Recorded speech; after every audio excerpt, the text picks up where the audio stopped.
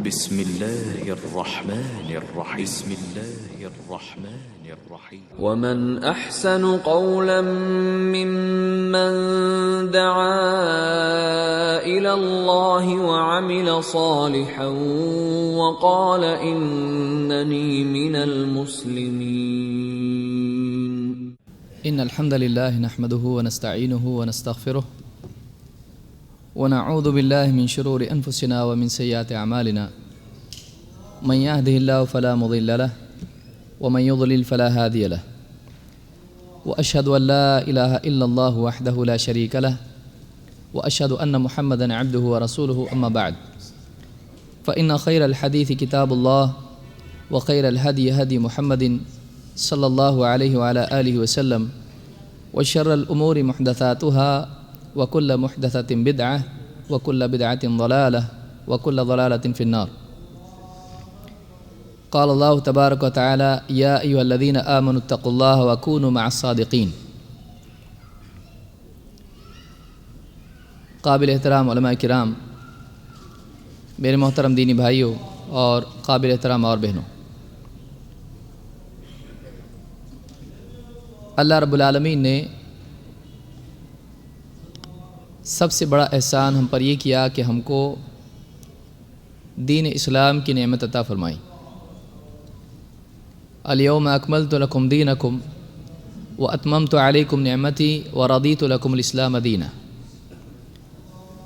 آج میں نے تمہارے دین کو تمہارے لیے کامل کر دیا اور تم پر اپنی نعمت تمام کر دی اور اسلام کو تمہارے لیے بطور دین پسند کر لیا. اسلام کو اللہ تعالیٰ نے اپنی نعمت قرار دیا ہے اور اس نعمت کو اللہ تعالیٰ نے کامل اور تمام کیا ہے. اسی طرح سے اللہ رب العالمین نے ایک اور احسان ہم پر یہ کیا کہ اس اسلام کی قولی تعلیمات کو عملی سطح پر لوگوں کو دکھلانے کے لیے اسوہ حسنہ کے طور پر، بہترین نمونے کے طور پر محمد رسول اللہ صلی اللہ علیہ وسلم کو بھیجا. لقد من اللہ علی المؤمنین اذ بعث فیہم رسولا من انفسہم یتلو علیہم آیاتہ ویزکیہم ویعلمہم الکتاب والحکمہ وإن كانوا من قبل لفی ضلال مبین. اللہ تعالیٰ نے ایمان والوں پر بہت بڑا احسان کیا جب انہی میں سے ایک رسول ان کے درمیان بھیجا جو انہیں اللہ کی آیتیں پڑھ پڑھ کے سناتا ہے اور انہیں پاک کرتا ہے، ان کا تزکیہ کرتا ہے اور انہیں کتاب اور حکمت کی تعلیم دیتا ہے. حالانکہ اس سے پہلے ان لوگوں کا حال یہ تھا کہ وہ کھلی گمراہی میں پڑے ہوئے تھے. اللہ رب العالمین نے محمد صلی اللہ علیہ وسلم کو اہل ایمان پر اپنی عظیم الشان نعمت قرار دیا ہے اور اللہ تعالیٰ نے نبی صلی اللہ علیہ وسلم کو معلم بنا کر بھیجا. اسی لیے اللہ کے نبی صلی اللہ علیہ وسلم نے فرمایا: بعثت معلما، میں معلم بنا کر بھیجا گیا ہوں. لیکن معلم کے لیے طالب علم بھی ضروری ہوتے ہیں جو واقعی اس کے علم سے استفادہ کریں اور اس کے علم کو دوسروں تک پہنچانے والے بنیں. لہٰذا اللہ رب العالمین نے اللہ کے نبی صلی اللہ علیہ وسلم کے ساتھ صحابہ کو بھی چنا. کنتم خیر امۃ اخرجت للناس. اس آیت کی تفسیر میں عمر بن خطاب رضی اللہ تعالیٰ سے یہ بھی بات آئی ہے کہ اس سے مراد صحابہ ہیں. اصلاً اس سے مراد صحابہ ہیں، اس لیے کہ اللہ تعالیٰ نے انہیں سارے لوگوں کی ہدایت کے لیے چنا تھا. ہاں، دوسرے لوگ جو بعد میں آئیں اور ان کے نقش قدم پر چلیں وہ بھی اس تعریف میں داخل ہو سکتے ہیں، لیکن بنیادی طور پر تم بہترین امت تھے، اللہ نے کہا. اسی لیے ماضی کا صیغہ یہاں پر استعمال کرنے کی وجہ سے عمر بن خطاب رضی اللہ تعالیٰ فرماتے ہیں کہ اس سے مراد صحابہ ہیں. تو اللہ تعالیٰ نے صحابہ کو چنا جنہوں نے اللہ کے نبی صلی اللہ علیہ وسلم کی تعلیمات کو سنا، سمجھا اور جیسا اس پر عمل کرنے کا حق تھا عمل کر کے دکھایا۔ مثال کے طور پر ایک واقعے سے اس بات کو سمجھا جا سکتا ہے۔ اللہ کے نبی صلی اللہ علیہ وسلم مسجد میں نماز پڑھ رہے تھے، امام ابو داؤد نے اس کو روایت کیا، اور یہ بات معلوم اور معروف ہے کہ مسجد نبوی میں چٹائی نہیں تھی بلکہ مسجد نبوی میں کنکریاں بچھی تھیں، اور اس زمانے میں اللہ کے نبی صلی اللہ علیہ وسلم اور صحابہ جوتیاں پہن کر نماز پڑھتے تھے۔ اللہ کے رسول صلی اللہ علیہ وسلم نے دوران نماز ہی اپنی جوتیاں اتار دیں۔ آپ کے پیچھے مقتدی صحابہ جو نماز پڑھ رہے تھے، اللہ کے نبی صلی اللہ علیہ وسلم نے جب اپنی جوتیاں اتار دیں تو صحابہ نے بھی جوتیاں اتار دیں۔ جب نماز سے اللہ کے نبی صلی اللہ علیہ وسلم فارغ ہوئے تو آپ صلی اللہ علیہ وسلم نے صحابہ سے پوچھا، تم نے جوتیاں کیوں اتاری؟ صحابہ نے کوئی فلسفیانہ جواب نہیں دیا، سادہ جواب انہوں نے دیا، اے اللہ کے رسول، جب آپ نے جوتیاں اتار دیں تو ہم نے بھی جوتیاں اتار دیں۔ آپ نے جوتیاں اتاریں، آپ کو دیکھ کے ہم نے بھی اتار دیں۔ آپ نے فرمایا کہ میں نے جوتیاں اس لیے اتاری تھیں کہ میرے پاس جبریل آئے اور مجھ سے کہا کہ آپ کی جوتیوں کے نیچے نجاست ہے، جوتیوں میں گندگی لگی ہے، لہٰذا نماز ہی میں نے جوتیاں اتار دیں۔ اور اس کے بعد آپ نے سمجھایا کہ تم میں سے جب بھی کوئی آدمی مسجد آئے تو اپنی جوتیوں کے نیچے اچھی طرح سے دیکھ لے، اگر گندگی لگی ہے تو اس کو رگڑ کے صاف کر دے۔ اس حدیث میں دیکھنے کی چیز کیا ہے؟ صحابہ اللہ کے نبی صلی اللہ علیہ وسلم کی پیروی اور اتباع کرنے میں تاخیر نہیں کرتے تھے، وہ وجوہات نہیں ڈھونڈتے تھے کہ ایسا کیوں۔ آج بہت سارے لوگ ہر چیز میں اپنی طرف سے بے جا سوالات کرتے ہیں، اسلام میں ایسے ہی کیوں ہیں، سری نماز آہستہ ہی کیوں، اونچی نماز جہری نماز اونچی آواز سے ہی کیوں۔ بلا شبہ ایک آدمی کا علم کی طلب کے لیے اس طرح کی باتوں کی طرف جانا یہ نقصان دہ نہیں ہے، لیکن اگر آدمی کا عمل اس پر موقوف ہو جائے کہ جب تک وجہ معلوم نہیں ہوگی عمل بھی نہیں کروں گا، یہاں مصیبت شروع ہوتی ہے۔ صحابہ سیدھے سادے لوگ تھے، سمجھدار لوگ تھے، وہ یہ بات جانتے تھے کہ نبی صلی اللہ علیہ وسلم کو جب اللہ تعالیٰ نے رہنما بنا کر بھیجا ہے تو آپ کی بات ماننے میں ہماری بھلائی ہے، اور آپ کو جب اللہ رب العالمین نے اسوہ حسنہ بنایا ہے، جیسے اللہ نے خود فرمایا لقد کان لکم فی رسول اللہ اسوۃ حسنہ، تمہارے لیے اس رسول میں بہترین نمونہ موجود ہے۔ تو صحابہ اس بات کو جانتے تھے کہ جیسا نبی صلی اللہ علیہ وسلم کریں گے ویسا ہم کریں گے۔ یہاں غور طلب چیز یہ ہے کہ صحابہ نماز ختم ہونے تک رکے نہیں کہ نماز کے بعد پوچھیں اللہ کے رسول آپ نے جوتیاں اتاری، کیوں اتاری؟ یہاں معاملہ بالعکس دکھائی دے رہا ہے۔ نماز کے بعد صحابہ پوچھنے کی بجائے خود اللہ کے نبی صلی اللہ علیہ وسلم پوچھ رہے ہیں تم نے کیوں اتاری؟ یعنی صحابہ نبی صلی اللہ علیہ وسلم کا عمل دیکھ کے فوراً عمل کرتے تھے۔ آخری عمل ہے کیا؟ نبی کے ساتھ خاص ہے کیا؟ بہت ساری چیزیں صحابہ اپنی طرف سے علتیں لگا کر ترک عمل کا راستہ نہیں کھولتے تھے۔ شاید نبی کے ساتھ خاص ہو، شاید یہ آج کی اسی نماز کے لیے ہو، نہیں، انہوں نے دیکھا ہمارے نبی نے عمل کیا ہے نماز میں تو ہم بھی عمل کریں گے۔ اس سے بات معلوم ہوتی ہے کہ صحابہ یہ سمجھتے تھے کہ نبی صلی اللہ علیہ وسلم کا ہر عمل قابل اقتداء ہے، آپ سے پوچھنے کی ضرورت نہیں کہ یہ آپ کے ساتھ خاص ہے یا ساری امت کے لیے ہے۔ آپ نے جب عمل کیا اور اللہ نے آپ کو اسوہ بنایا تو اس کا مطلب یہ ہے کہ اس میں عموم ہے، ہر وہ چیز جو نبی صلی اللہ علیہ وسلم کریں امتی کے لیے وہ پیروی کے لائق عمل ہے، الا یہ کہ خود نبی صلی اللہ علیہ وسلم یا خود اللہ تعالیٰ صاف بتا دے کہ نبی کے لیے خاص ہے۔ جیسے اللہ کے نبی صلی اللہ علیہ وسلم نے 100 وصال کا اہتمام کیا، ایک کے بعد ایک روزے رکھنا، یعنی جیسے پیر کی سحری کی، افطار نہیں کی، منگل کی سحری نہیں کی اور منگل کا روزہ رکھا، لگاتار 2 روزے۔ اس طرح سے میں پیر اور منگل بطور مثال ذکر کر رہا ہوں کہ لگاتار کئی دن 2 دن کے روزے، 100 وصال جڑے ہوئے روزے آپ صلی اللہ علیہ وسلم رکھتے تھے۔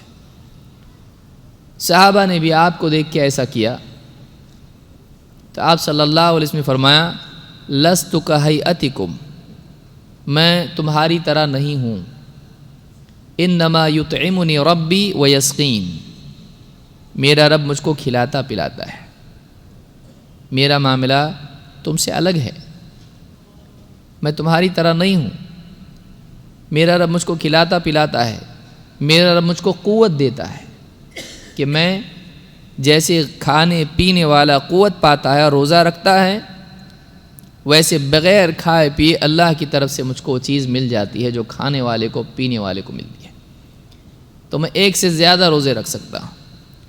تو آپ نے یہاں بتایا میں تمہاری طرح نہیں ہوں اس عمل میں، لیکن دوسرے اعمال میں آپ نے نہیں بتایا تمہارے لیے الگ ہے میرے لیے الگ ہے، بلکہ آپ صلی اللہ علیہ وسلم کو دیکھ کر صحابہ عمل کرتے تھے۔ تو صحابہ وہ لوگ ہیں جنہوں نے براہ راست نبی صلی اللہ علیہ وسلم سے دین کو اخذ کیا ہے، یہ پہلے طالب علم ہیں جنہوں نے نبی کریم صلی اللہ علیہ وسلم کے قول کو اپنے کانوں سے سنا اور آپ کے اعمال کو اپنی آنکھوں سے دیکھا۔ جتنے واسطے بڑھ جاتے ہیں بعض اوقات درمیانی چیزیں اضافے اور حذف اور تأویلات کی وجہ سے فہم میں رکاوٹیں بڑھتی چلی جاتی ہیں۔ صحابہ وہ لوگ تھے جنہوں نے نبی صلی اللہ علیہ وسلم سے براہ راست دین کو سیکھا، ڈائریکٹلی دین کو سیکھا۔ اب ایک آدمی یہ کہے کہ صحابہ یا سلف ان کی ہم کو ضرورت نہیں ہے، ہم کو قرآن اور حدیث کافی ہے، تو کیا یہ صحیح ہے؟ یا اس سے بڑھ کے ایک اور قدم اٹھائے کہ قرآن ہمارے لیے کافی ہے، نبی صلی اللہ علیہ وسلم تو صرف قرآن پہنچانے کے لیے آئے تھے، خبردار کرنے کے لیے آئے تھے، انما علیک البلاغ، اللہ کے نبی صلی اللہ علیہ وسلم پر تو صرف پہنچانا تھا، تو کیا یہ صحیح ہے؟ پھر آپ تاریخ میں دیکھیں، فرقوں کی تاریخ اگر آپ اٹھا کے دیکھیں، آپ کو دکھائی دے گا کہ مرجئہ، معتزلہ، جہمیہ یا اسی طرح سے جتنے بھی فرقے، قدریہ اور جتنے نام لیتے چلے جائیں، خارجی جیسے خوارج، پہلا فرقہ اسلام کی تاریخ کا، ان فرقوں کی تاریخ اگر آپ دیکھیں تو دکھائی دے گا کہ یہ لوگ قرآن اور حدیث کے ماننے والے لوگ تھے، وہ اللہ کو بھی مانتے تھے، رسول کو بھی مانتے تھے، اور ان میں سے جن لوگوں نے کتاب لکھی ہے اپنے غلط عقیدے اور اپنی باطل دعوت کے سلسلے میں، تو آدمی تعجب کرے گا کہ اس میں وہ آیتیں اور حدیثیں بھی ذکر کرتے ہیں۔ تو سوال یہ ہوا کہ جب ان کے پاس قرآن بھی تھا، ان کے پاس حدیث بھی تھی، تو یہ گمراہ کیسے ہوئے ہیں؟ اگر گہرائی کے ساتھ دیکھا جائے تو معلوم یہ ہوتا ہے کہ اصل مرض آدمی کے فہم کے بگاڑ سے پیدا ہوتا ہے۔ بات موجود ہے، لکھی ہوئی سنائی دیتی ہے، لیکن سننا کیا آدمی کے لیے کافی ہے؟ جیسے موسیٰ علیہ السلام نے اللہ تعالیٰ سے دعا کی ہے وَاحْلُلْ عُقْدَةً مِّن لِّسَانِي، اے اللہ میری زبان کی گرہ کو کھول دے۔ آگے کیا کہا؟ یسمع قولی، میری بات کو سنیں؟ نہیں، یفقہ قولی، میری بات کو سمجھیں۔ معلوم یہ ہوا کہ نبی کی بات اس لیے ہے کہ اس کو سمجھا جائے۔ اب سمجھنے میں صحیح بھی سمجھ ہو سکتی ہے، غلط بھی۔ تو نبی کی بات پہنچنے کے باوجود، اللہ کی بات پہنچنے کے باوجود اگر ایک آدمی اس کو غلط سمجھتا ہے، گمراہ ہو جائے گا۔ معلوم یہ ہوا کہ سننا کافی نہیں ہے، پڑھنا کافی نہیں ہے، سمجھنا ضروری ہے۔ اور سارا بگاڑ اور ساری گمراہیوں کی بنیاد غلط سمجھ ہے۔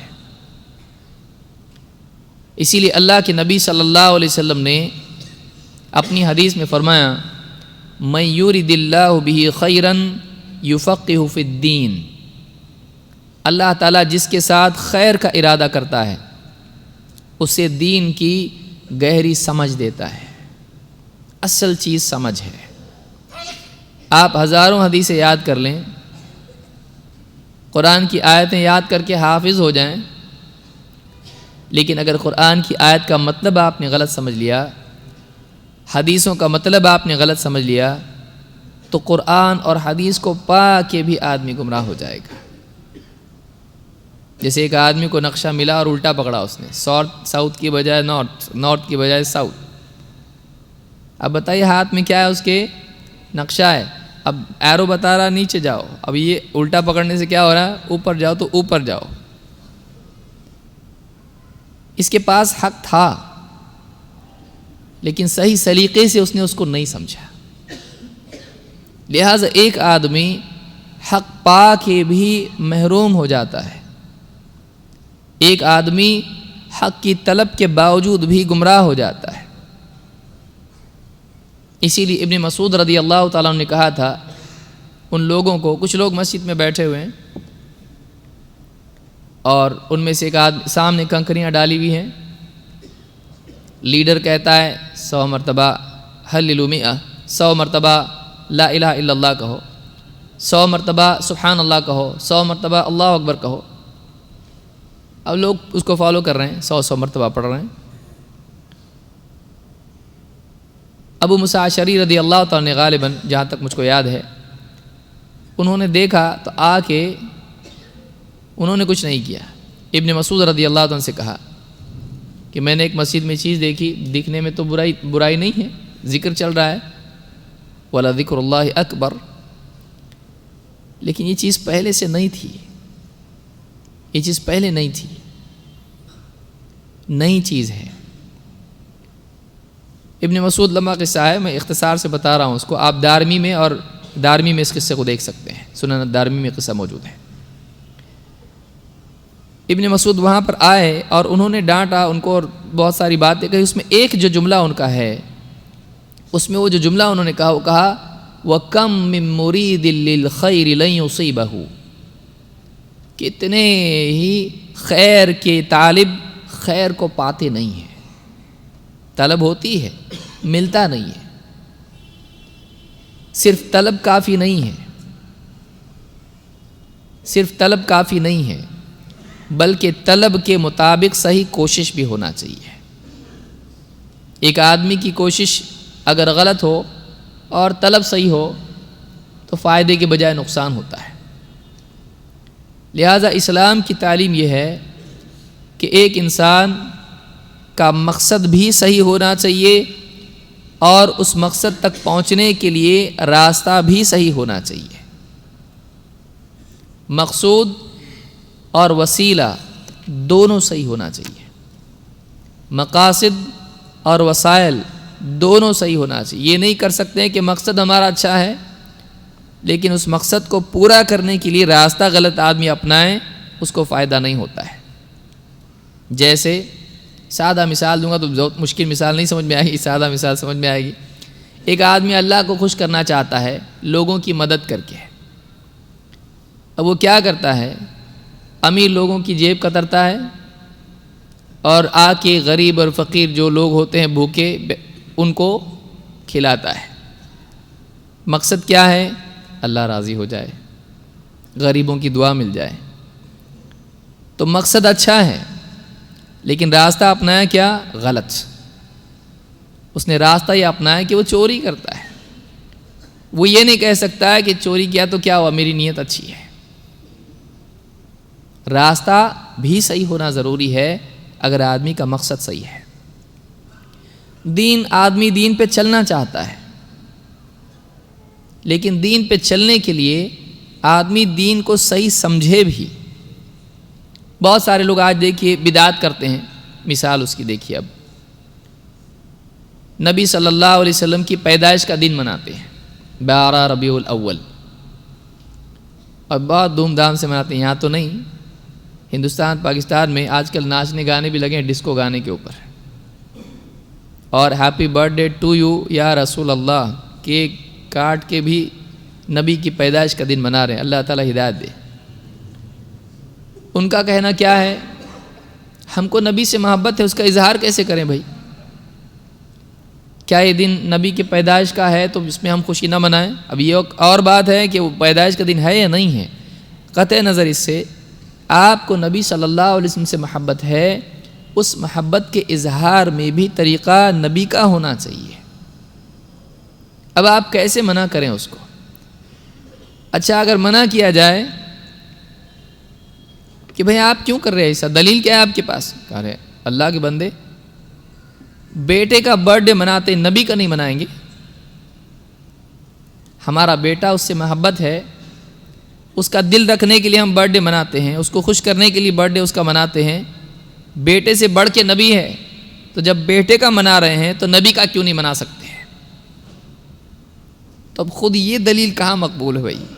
یہ دلیل خود محتاج تھی کہ وہ صحیح ہے یا غلط. تو آدمی کا ذہن اگر اس کے اصول ہی غلط ہوں تو آپ دیکھیں ایک حرام کو بھی وہ حلال کر سکتا ہے، ایک ممنوع چیز کو بھی وہ جائز قرار دے سکتا ہے، کیونکہ اس کے پاس کوئی اصول نہیں ہے، اور جو اصول اس کا ہے وہ غلط ہے. لہٰذا دین پر عمل کرنے کے لیے، دین کو سمجھنے کے لیے آدمی کے پاس صحیح اصولوں کا ہونا ضروری ہے. لیکن اب جب معاملہ یہ ہے کہ قرآن اور حدیث ملنے کے باوجود بھی کتنے فرقے گمراہ ہو گئے، اور یہ گمراہی عام طور سے عقیدے میں آئی. دیکھیے آپ سارے فرقے الا ماشاء اللہ کچھ فرقے ہیں جن کی گمراہیاں ابتدائی مرحلے میں سیاسی تھیں، بعد میں وہ بھی عقیدے کی گمراہیاں بن گئی. قرآن اور حدیث پانے کے باوجود بھی کیسے لوگ گمراہ ہو گئے؟ تو معلوم یہ ہوتا ہے ان کو قرآن و حدیث ملا، لیکن اس کا صحیح فہم نہیں ملا، اس کو انہوں نے صحیح سلیقے سے سمجھا نہیں.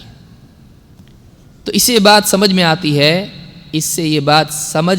ہے کہ دین کی صحیح سمجھ ضروری ہے. ورنہ اگر آدمی کے پاس قرآن کا حافظ ہے، حدیث کا شیخ الحدیث ہے بھائی، لیکن وہ اگر قرآن و سنت کو صحیح طور سے نہیں سمجھتا ہے، وہ گمراہ ہے. وہ قرآن اور سنت کی خدمت کرنے کی بجائے اس کو نقصان پہنچا رہا ہے. وہ دین کی خدمت کرنے کی بجائے دین کو ہدم کر رہا ہے، اور وہ اپنے آپ کو اس میں مأجور سمجھ رہا ہے، حالانکہ اللہ کے نزدیک وہ مجرم ہے. کیوں ایسا ہوتا ہے؟ تو پھر کیسے سمجھیں ہم قرآن کو؟ اب ہم سارے کے سارے اس میں محتاج ہیں صحیح سمجھنے کے. کوئی آدمی کہے نہیں سب کو نہیں سمجھا، مجھ کو سمجھا، ایسا کوئی بول سکتا ہے؟ نہیں. اس کی دلیل کیا ہے؟ کہ اللہ کی طرف سے اس کے گھر پہ کوئی جھنڈا لگایا گیا ہے کہ اس کو سمجھتا ہے؟ کیسے معلوم پڑے گا؟ کہیں نہ کہیں سے صحیح فہم کے لیے کوئی میزان چاہیے، کچھ لوگ چاہیے کہ ہاں ان کو جو سمجھا وہ صحیح. دیکھو یہ کون لوگ ہیں؟ کن کو اللہ تعالیٰ نے نبی کے ساتھ جوڑا ہے، اور ہم کو کن کے ساتھ ہونے کے لیے کہا گیا ہے؟ عقیدے میں، اصولوں میں، عبادات اور زندگی کے معاملات میں، دین پر چلنے میں کن کے راستے پر چلیں. اور ہم کو سورہ فاتحہ میں دعا بھی سکھلائی گئی ہے، اہدنا الصراط المستقیم، اے اللہ ہم کو صراط مستقیم کی ہدایت دے. صراط الذین انعمت علیہم، ان لوگوں کی صراط، ان لوگوں کا راستہ جن پر تیرا انعام ہوا. تو یہ کون لوگ ہیں؟ انبیاء، صدیقین، شہداء اور صالحین، یہ صالحین کون ہیں؟ یہ شہداء کون ہے؟ یہ صدیقین کون ہیں؟ اللہ تعالیٰ قرآن کریم میں فرماتا ہے یا ایھا الذین آمنوا اتقوا اللہ، اے ایمان والو اللہ سے ڈرو، وکونوا مع الصادقین، اور سچوں کے ساتھ ہو جاؤ۔ ابن عمر رضی اللہ تعالیٰ عنہ اس آیت کی تفسیر میں کہتے ہیں مع محمد صلی اللہ علیہ وسلم و اصحابہ، سچوں کے ساتھ ہو جاؤ کا مطلب کیا ہے کہ محمد صلی اللہ علیہ وسلم اور آپ کے صحابہ کے ساتھ ہو جاؤ۔ حافظ ابن کثیر نے اس کو ذکر کیا اس آیت کی تفسیر میں کہ ہم کو اللہ کا کمپلسری حکم ہے، لازم حکم ہے کہ تم کو سچوں کے ساتھ ہونا ہے، اور سچوں میں اللہ کے نبی صلی اللہ علیہ وسلم کے صحابہ آتے ہیں کہ تم کو نبی، ابن عمر کہتے ہیں کہ نبی صلی اللہ علیہ وسلم اور آپ کے صحابہ کے ساتھ ہو جا۔ لہٰذا یہ بہت ضروری ہے کہ ہم دین کے بارے میں ایک بنیادی بات جانیں، وہ یہ کہ دین کے سمجھنے کے لیے صحیح طریقہ ضروری ہے، ورنہ دین کی دلیلیں پا کر بھی ایک آدمی گمراہ ہو جائے گا۔ دلیل ملنا کافی نہیں ہے، دلیل سمجھنا ضروری ہے۔ اسی لیے اللہ کے نبی صلی اللہ علیہ وسلم نے فہم کے بارے میں کہا کہ اللہ جس کے ساتھ بھلائی کا ارادہ کرتا ہے، یہ نہیں کہا کہ اس کو حفظ کی توفیق دیتا ہے، ساری آیت یاد، ساری حدیث یاد، نہیں، کہا کہ اس کو یفقہ فی الدین، اس کو دین کی گہری سمجھ دیتا ہے۔ یؤتی الحکمۃ من یشاء ومن یؤت الحکمۃ فقد اوتی خیرا کثیرا، اللہ جس کو چاہتا ہے حکمت دیتا ہے، اور جس کو حکمت دی گئی اس کو بہت ساری خیر عطا فرمائی گئی۔ تو یہ جو سمجھ ہے، یہ سمجھ دین کی اصل ہے، اور اسی سمجھ سے یا تو آدمی ہدایت یافتہ بن کے لوگوں کا رہبر بنتا ہے، یا پھر اسی سمجھ کے بگاڑ کی وجہ سے ایک آدمی خود گمراہ ہو کے دوسروں کو گمراہ کرتا ہے۔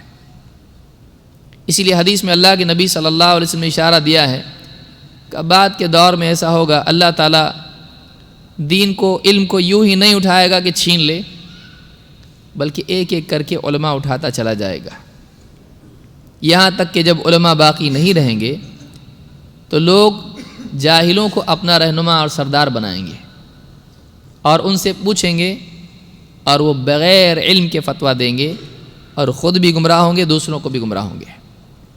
اتخذ الناس رؤوسا جہالا فسئلوا فافتوا بغیر علم فضلوا واضلوا، لہٰذا یہ وہ دور ہے جس میں یہ چیز بہت بڑھ گئی ہے۔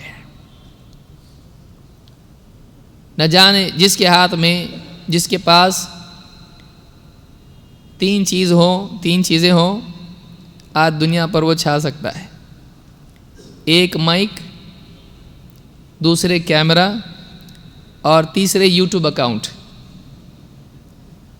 یہ تین چیزیں مل جائیں وہ شیخ الاسلام والمسلمین بن سکتا ہے، اور نہ جانے کتنے لوگوں کو گمراہ بھی کر سکتا ہے۔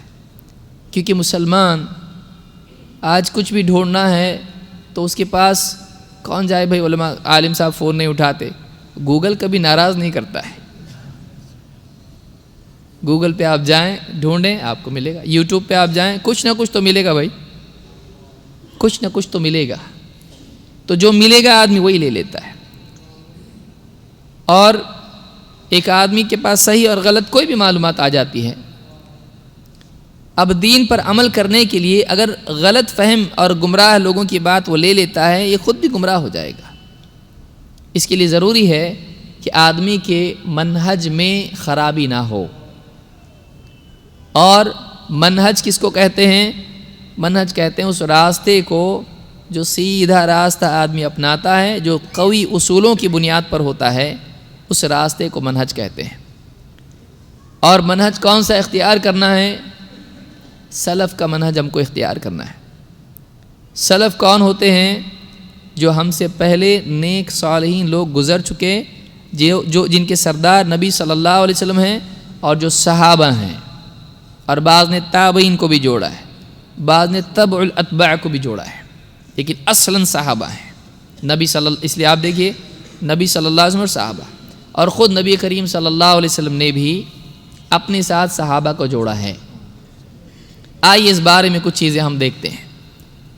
سب سے پہلے یہ کہ منہج کے معنی کیا ہیں، اور اس لفظ سے جڑے ہوئے کئی الفاظ ہیں، منہج، منہاج، نہج، لیکن اس کے معنی کیا ہے؟ قرآن کریم میں منہاج کا لفظ آیا ہے۔ اللہ تعالیٰ قرآن کریم میں فرماتا ہے لِكُلٍّ جَعَلْنَا مِنْكُمْ شِرْعَةً وَمِنْهَاجًا، ہم نے تم میں سے ہر ایک کے لیے، ہر ایک امت کے لیے شرعہ اور منہاج قائم کی، بنائی، دی۔ اس آیت کی تفسیر میں ابن عباس رضی اللہ عنہ فرماتے ہیں شرعةً ومنہاجا سبیلاً وسنہ، شرعہ اور منہاج کے معنی یہ ہیں کہ اللہ نے سبیل، راستہ، اور سنہ، طریقہ، اس کو قائم کیا۔ تو منہاج کے معنی سنت اور طریقے کے آتے ہیں۔ اسی طرح سے رازی کہتے ہیں اپنی ڈکشنری میں مختار الصحاح میں والمنہج بوزن المذہب والمنہاج الطریق الواضح، منہج اور منہاج کے معنی ہوتے ہیں واضح راستہ، واضح راستہ کہ آدمی چلے تو اس کو معلوم ہو کہاں جا رہا ہے۔ اسی طرح سے ابن الاثیر الجزری اپنی کتاب النہایہ فی غریب الحدیث والاثر اس میں کہتے ہیں والنہج الطریق المستقیم، نہج سیدھے راستے کو کہتے ہیں۔ تو منہج وہ بنیادی اصول ہیں جن کی روشنی میں ایک آدمی عقیدہ اور عمل زندگی میں دین کو اخذ کرتا ہے، کیا مانے کیا نہیں مانے، کیا حق ہے کیا نہ حق، ترازو ہونا چاہیے کچھ، کس طرح سے دین کو سمجھے۔ مثلا کوئی آدمی کہے خواب میں اللہ کے نبی صلی اللہ علیہ وسلم آئے تھے اور کہا کہ آج سے تیرے لیے ایک خوشخبری ہے کہ تو نماز نہیں پڑھے گا تو بھی چلے گا۔ اب اس کے پاس اگر صحیح منہج ہے تو بچ گیا، نہیں تو نماز پڑھنے سے بچ گیا۔ اگر وہ یہ سمجھتا ہے کہ خواب بھی دلیل ہے اور اس سے بھی شریعت لی جا سکتی ہے اور کوئی نیا حکم لیا جا سکتا ہے، اگر اس کے منہج میں یہ ہے، اس کے اصولوں میں یہ ہے، تو پھر وہ کتنی ساری چیزیں جو خواب میں آتی ہیں، حدیث میں آگے کا رفع الیدین کی حدیث ضعیف ہے۔ ایک اللہ والے آئے تھے ایک دم جبہ پہن کے اور ایک دم حج کا کعبہ کا طواف کرتے کرتے کہا، کیا کہا؟ رفع الیدین کی حدیث ضعیف ہے۔ تو اب یہ حدیث کیا کر دے گا؟ اور کیا ہے، میں یہ مثالیں جو موٹی بیان کر رہا ہوں لیکن ایسا ہے، بعض لوگوں نے ضعیف حدیثوں کو صحیح قرار دیا ہے صرف خواب کی بنیاد پر۔ تو اگر منہج صحیح نہیں ہے تو آدمی دین کے معاملے میں بہت بڑی بڑی غلطیاں کر سکتا ہے۔ لہٰذا منہج کا صحیح ہونا ضروری ہے۔ منہج کیا ہے؟ وہ اصول جن سے آدمی، جن کی بنیاد پر آدمی دین کو سمجھتا ہے، کیا حق مانے، کیا رد کرے، کیا قبول کرے، کیا چھوڑے، اس کے لیے منہج، اس کے لیے وہ بنیاد ہوتا ہے جو قرآن و سنت کے فہم میں اس کے لیے راہ بتاتا کہ ایسا چل۔ لہٰذا صحیح منہج ضروری ہے۔ اس کی ساری باتیں ہم آگے بھی دیکھیں گے۔ اللہ کے نبی صلی اللہ علیہ وسلم کی حدیث میں بھی منہاج کا لفظ آیا ہے۔ اللہ کے نبی صلی اللہ علیہ وسلم فرماتے ہیں تکون النبوۃ فیکم ما شاء اللہ ان تکون، نبوت تمہارے درمیان باقی رہے گی جب تک اللہ چاہے گا کہ وہ باقی رہے۔ ثم يرفعها اذا شاء ان يرفعها، پھر اللہ جب چاہے گا اس کو اٹھا لے گا۔ ثم تكون خلافة على منهاج النبوة، پھر اس کے بعد نبوی منہج پر خلافت رہے گی۔ تو اس سے معلوم ہوا کہ منہاج کا لفظ نبی صلی اللہ علیہ وسلم نے ذکر کیا کہ خلافت نبوی منہاج پر رہے گی، نبوی منہج پر رہے گی۔ اس سے یہ بھی معلوم ہوا کہ صحابہ اور خلفاء نبوی منہج پر تھے، اور معلوم ہی ہوا کہ نبوی منہج صحابہ سے شروع ہوتا ہے، ان کو نظر انداز نہیں کر سکتے ہیں۔ تو یہاں پر اس حدیث کو امام احمد نے روایت کیا اور صحیحہ میں 5ویں حدیث ہی ہے، کوئی دیکھنا چاہے تو دیکھ سکتا ہے۔ اسی طرح سے سلف کے کیا معنی ہے اور سلفی کے کیا معنی ہے؟ اللہ کے نبی صلی اللہ علیہ وسلم نے سلف کا لفظ استعمال کیا ہے۔ مسلم میں کتاب الفضائل میں حدیث ہے، اللہ کے نبی صلی اللہ علیہ وسلم نے فرمایا ان اللہ عز وجل اذا اراد رحمت امت من عباده قبض نبیها قبلها، اللہ تعالی جب اپنے بندوں پر، امت میں بندوں پر رحمت کا ارادہ کرتا ہے تو امت کو فوت کرنے سے پہلے نبی کو اٹھا لیتا ہے۔ امت کو فوت کرنے سے پہلے، موت دینے سے پہلے نبی کو اٹھا لیتا ہے۔ فَجَعَلَهُ لَهَا فَرَطًا وَسَلَفًا بَيْنَ يَدَيْهَا، اور اس طرح سے اللہ تعالیٰ نبی کو پہلے فوت کر کے، نبی کو وفات دے کر، اللہ تعالیٰ نبی کو امت کے لیے فرطًا وسلفًا بین یدیہا، فرط کہتے ہیں پہلے جا کے تیاری کرنے والا، سیٹنگ کرنے والا جس کو ہم کہیں گے، سارا معاملہ درست کرے کہ کہے میں پہلے پہنچتا ہوں اور جا کے سب ٹھیک ٹھاک سیٹ کرتا ہوں، پھر بعد میں تم آنا، اس کو کہتے ہیں فرط۔ اور سلف جو پہلے جائے اس کو سلف کہتے ہیں۔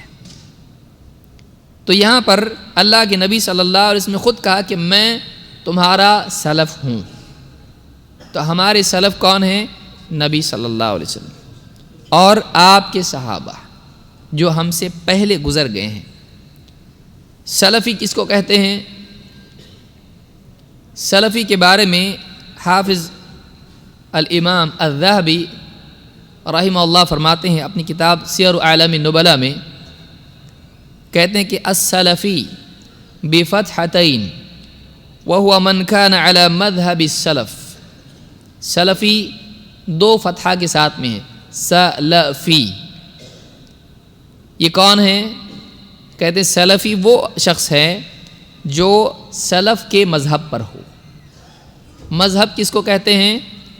جس طرف کوئی گیا ہو، عقیدے میں، اصولوں میں جس طرف کوئی گیا، اس طرف یہ گیا تو اس راستے پر چلنے والے کو کہتے ہیں سلفی۔ تو جو سلف جہاں گئے ہیں اس راستے پر جانے والا کون ہے؟ سلفی۔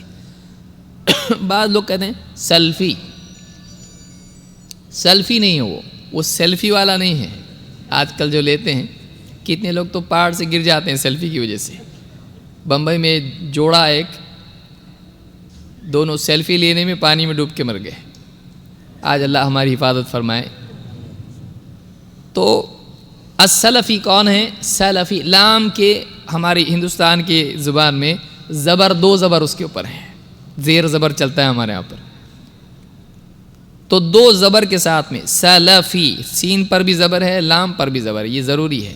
تو اس اعتبار سلفی نہیں ہو، سلفی ہے۔ تو کہتے ہیں کہ سلفی وہ ہے جو سلف کے مذہب پر ہو۔ یہاں پر امام الذہبی بہت پرانے ہیں۔ بہت سارے لوگ کہتے ہیں یہ سلفی آج کل کی پیداوار ہیں، یہ اہل حدیث تو ابھی آئے ہیں، جیسے یہ تاریخ کے کوئی ایکسپرٹ ہوں، ان کو اپنا نسب نہیں معلوم، دو نام پہلے، باپ دادا اس کے پہلے نہیں معلوم ہوتا ہے۔ اہل حدیث کے بارے میں کہتے ہیں یہ انگریزوں کی پیداوار ہے، اللہ ہدایت دے دے۔ سلفی وہ ہیں جو سلف کے مذہب پر ہوں۔ یہ آج سے تقریباً 800 سال پہلے امام الذہبی کہہ رہے ہیں، 800 سال پہلے۔ تو اس بات سے، اس تعریف سے معلوم ہوتا ہے کہ جو منہج سلف کا اختیار کرے اس کو سلفی کہتے ہیں۔ تو ہم سلفی منہج کے پابند ہیں، جس طرف سلف گئے ہیں اس پر ہم کو چلنا چاہیے۔ کیوں؟ کوئی دلیل قرآن سے کہ صرف ایسے بولیں تو ہم کو کرنا پڑے گا، دلیل بھی دیکھنا پڑے گی۔ بعض لوگ کہہ سکتے ہیں کہ دیکھیے کہاں سے لایا آپ نیا، یہ قرآن حدیث کافی ہمارے لیے، یہ بیچ میں آپ اور سلف کہاں سے لایا اور یہ کیا منہج نیا؟ صرف قرآن حدیث ہم سنتے تھے، منہج کہاں سے آ گئے؟ تیسری چیز یاد رکھیں، قرآن کریم میں اللہ رب العالمین نے صراحتاً صحابہ کی پیروی پر جنت کا وعدہ کیا ہے، اور خود نبی صلی اللہ علیہ وسلم نے بھی۔ جس چیز پر مجموعی طور پر صحابہ چلے ہیں، ان میں اختلاف ہو سکتا ہے کسی مسئلے پر، لیکن سب کا مجموعی اختیار جو ہے، جس کو انہوں نے چنا، اس پر چلنا ہمارے لیے جنت کی ضمانت ہے۔ قرآن کریم میں اللہ نے بات کہی ہے۔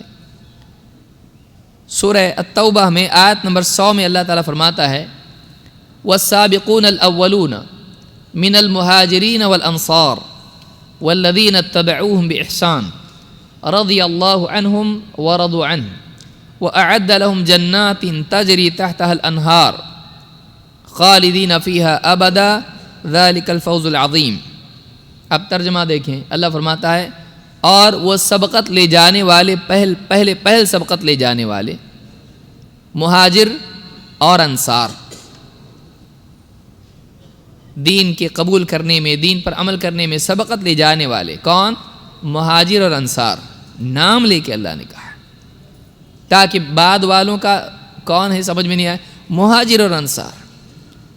والذین اتبعوہم بإحسان، اور وہ لوگ بھی جنہوں نے کمال درجے میں بہترین طور پر ان کی پیروی کی، ان کو فالو کیا، کیا ملے گا ان کو؟ رضی اللہ عنہم ورضوا عنہ، اللہ ان سے راضی ہے اور وہ بھی اللہ سے راضی ہے۔ اتنا ہی نہیں، وَأَعَدَّ لَهُمْ جَنَّاتٍ تَجْرِي تَحْتَهَا الْأَنْهَارُ، اللہ نے ان کے لیے جنتیں تیار کر رکھی ہیں جن کے نیچے سے نہریں بہتی ہیں۔ خالدین فیہا ابدا، ان جنتوں میں وہ ہمیشہ ہمیشہ ہمیشہ رہیں گے۔ ذالک الفوز العظیم، یہ ہے بڑی کامیابی۔ اس آیت میں اللہ نے بتلایا کہ جنت میں داخلہ اور اس میں ہمیشگی، بڑی کامیابی اور اللہ رب العالمین کی رضا، یہ کس چیز پر ہے؟ کن لوگوں کے لیے ہے؟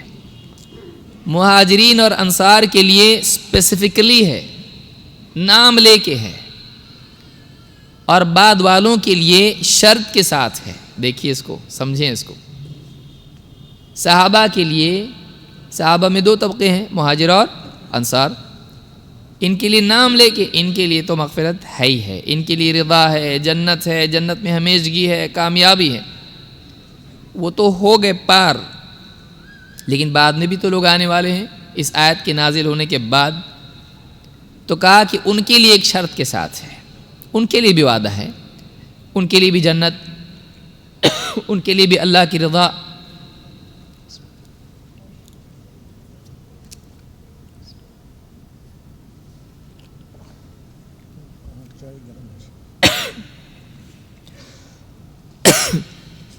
ان کے لیے بھی اللہ کی رضا ہے اور ان کے لیے بھی جنت ہے، لیکن شرط کے ساتھ ہے، اور وہ شرط یہ ہے کہ وہ بہترین طور پر ان کی پیروی کریں۔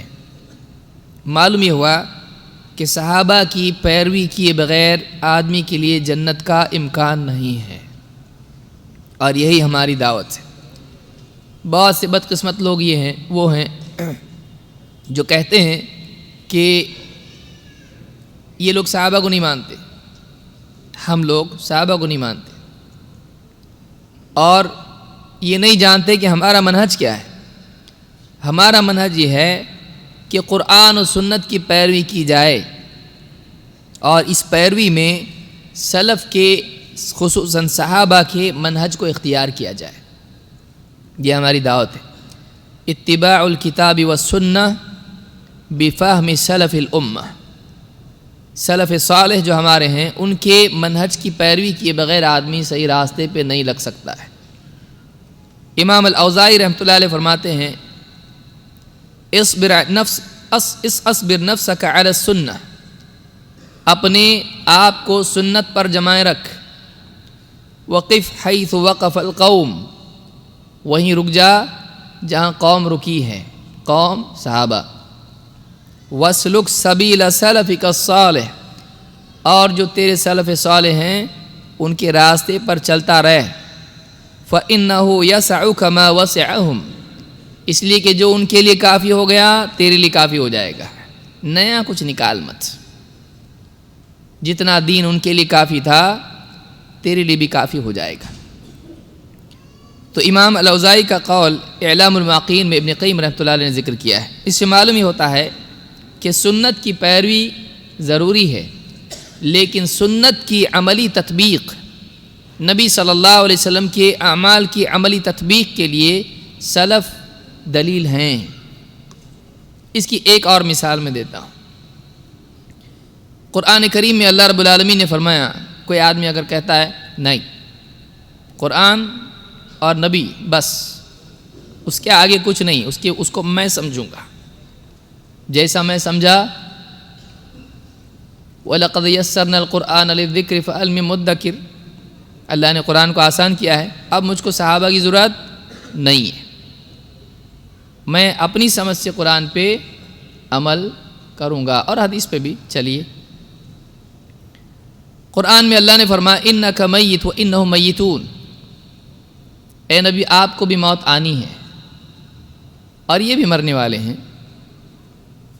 اب قرآن میں اللہ نے خبر دی کہ نبی کو موت آنے والی ہے۔ اب اگر کوئی آدمی آ کے پوچھے یہ دلیل دو کہ محمد صلی اللہ علیہ وسلم کی وفات ہو گئی، قرآن سے یا نبی کے قول سے، کیا وہ آدمی دلیل دے سکتا ہے؟ بولے کیسے دوں؟ آپ تو کہہ رہے تھے قرآن حدیث کافی ہے۔ اب اس کو کیا کرنا پڑے گا؟ نبی صلی اللہ علیہ وسلم کی وفات کو ثابت کرنے کے لیے صحابی کا قول لینا پڑے گا،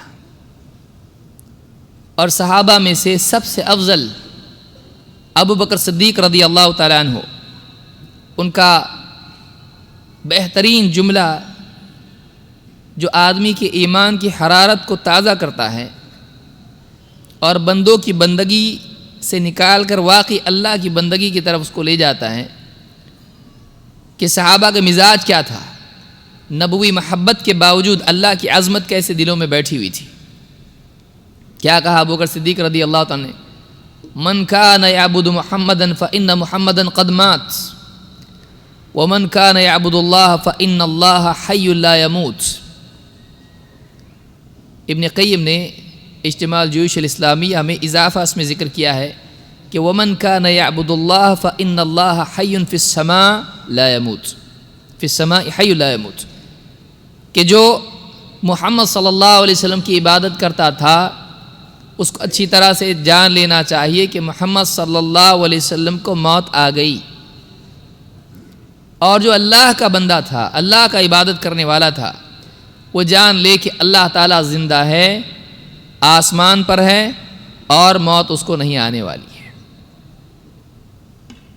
تو ابو بکر صدیق رضی اللہ عنہ بتلا رہے ہیں کہ نبی صلی اللہ علیہ وسلم کو آپ کی وفات ہو گئی، تو صحابی کا قول لینا پڑے گا، سلف کے فہم کو لینا پڑے گا۔ اس آیت سے انہوں نے کیا سمجھا؟ ایسے کئی مسائل ہیں کہ انہوں نے کیا سمجھا، اگر ہم نہیں دیکھتے ہیں تو ہم کچھ کا کچھ مطلب لیں گے۔ لہٰذا صحابہ اور سلف کا فہم چاہے ایمان کا معاملہ ہو یا اعمال کا ضروری ہے۔ مثال کے طور پر اللہ رب العالمین نے، آج مسلمانوں میں بہت سارے مسائل ہیں، نبی صلی اللہ علیہ وسلم عالم الغیب ہیں یا نہیں، نبی صلی اللہ علیہ وسلم بشر ہیں یا نہیں، ایسے کئی مسائل ہیں، حاضر ناظر ہیں یا نہیں۔ اب ایسے مسائل میں کوئی آدمی سمجھانے کی کوشش کرے تو تأویلات اور تأویلات کے باب کھلتے جاتے ہیں۔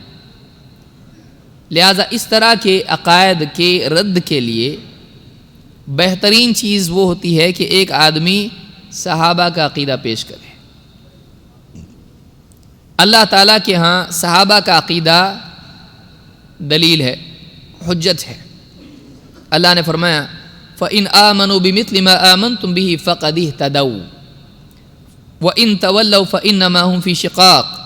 سورۃ البقرہ میں اللہ نے کہا کہ اگر یہ لوگ ویسے ایمان لائیں جیسے تم ایمان لائے ہو، صحابہ آمنتم بھی، اس وقت میں آیت جب نازل ہوئی تو اس وقت میں کون موجود تھا؟ صیغہ خطاب جو ہے یہ جمع کا ہے، نبی کے لیے نہیں کہا جا رہا ہے۔ آمن الرسول بما انزل الیہ من ربہ والمؤمنون، یہ مؤمنون کون ہیں؟ یہ صحابہ ہیں۔ اللہ نے نبی کے ایمان کے ساتھ صحابہ کا ایمان ذکر کیا ہے کہ ایمان والے اس وقت میں تھے کچھ لوگ، اللہ نے کہا ایمان لا چکا ہے رسول، نبی، جو اللہ کی طرف سے آیا ہے، اور ایمان والے بھی، ان کا ایمان ذکر کرنا اللہ تعالیٰ کا کہ دیکھو یہ بھی ایمان لاتے ہیں جو اللہ نے نازل کیا اس پر، اللہ بطور دلیل پیش کر رہا ہے ان کو، نبی کے ساتھ الگ کر کے نہیں۔ اور یہاں بھی اللہ فرما رہا ہے کہ اگر باقی لوگ ویسے ایمان لائیں جیسے تم ایمان لائے ہو صحابہ، تو اللہ نے کہا فقد اہتدوا، تب یہ مانا جائے گا کہ یہ ہدایت پا چکے ہیں۔ معلوم یہ ہوا کہ جو آدمی صحابہ کے عقیدے سے ہٹا ہوا ہے وہ ہدایت پر نہیں ہے، تو ہدایت چاہیے تو صحابہ کے عقیدے کو اپنانا پڑے گا۔ اہدنا الصراط المستقیم، اے اللہ صراط مستقیم کی ہدایت دے دے۔ اور اللہ نے آگے بتا چاہیے تو پھر ایسا لو، کیسا؟ صراط الذین انعمت علیہم، ان لوگوں کا راستہ جن پر تیرا انعام ہوا ہے۔ تو یہ صحابہ ہیں کہ جن کا عقیدہ اپنانا ہمارے لیے ضروری ہے۔ اب عائشہ رضی اللہ عنہ کیا فرماتی ہیں؟ اب یہ آدمی کہہ رہا ہے کہ دیکھیے نبی صلی اللہ علیہ وسلم بشر نہیں تھے۔ حضرت عائشہ رضی اللہ عنہ فرماتی ہیں کہ اللہ کے رسول صلی اللہ کان بشرا من البشر، اللہ کے نبی صلی اللہ علیہ وسلم انسانوں میں سے ایک انسان تھے۔ یہ اور بات ہے کہ آپ عام انسان نہیں تھے، اعلیٰ ترین انسان تھے۔ انسانیت بہترین سطح انسان کی جو ہو سکتی ہے اس سطح پر آپ وَإِنَّكَ لَعَلَىٰ خُلُقٍ عَظِيمٍ، آپ بہترین اخلاق پر فائز ہو، عظیم الشان۔ لیکن ان تمام خوبیوں کے باوجود آپ بندے تھے، آپ ایک انسان تھے، اور خود آپ نے کہا کہ میں بشر ہوں، فَإِنَّمَا أَنَا بَشَرٌ أَنْسَىٰ كَمَا تَنْسَوْنَ، میں تو ایک انسان ہوں، جیسے تم بھولتے ہو میں بھی بھول جاتا ہوں۔ تو اللہ کے نبی صلی اللہ علیہ وسلم کے بارے میں اتنا جو جھگڑا چل رہا ہے کیوں؟ اگر صحابہ کا عقیدہ دیکھ لیا جائے وہ سارا جھگڑا ختم ہو جائے۔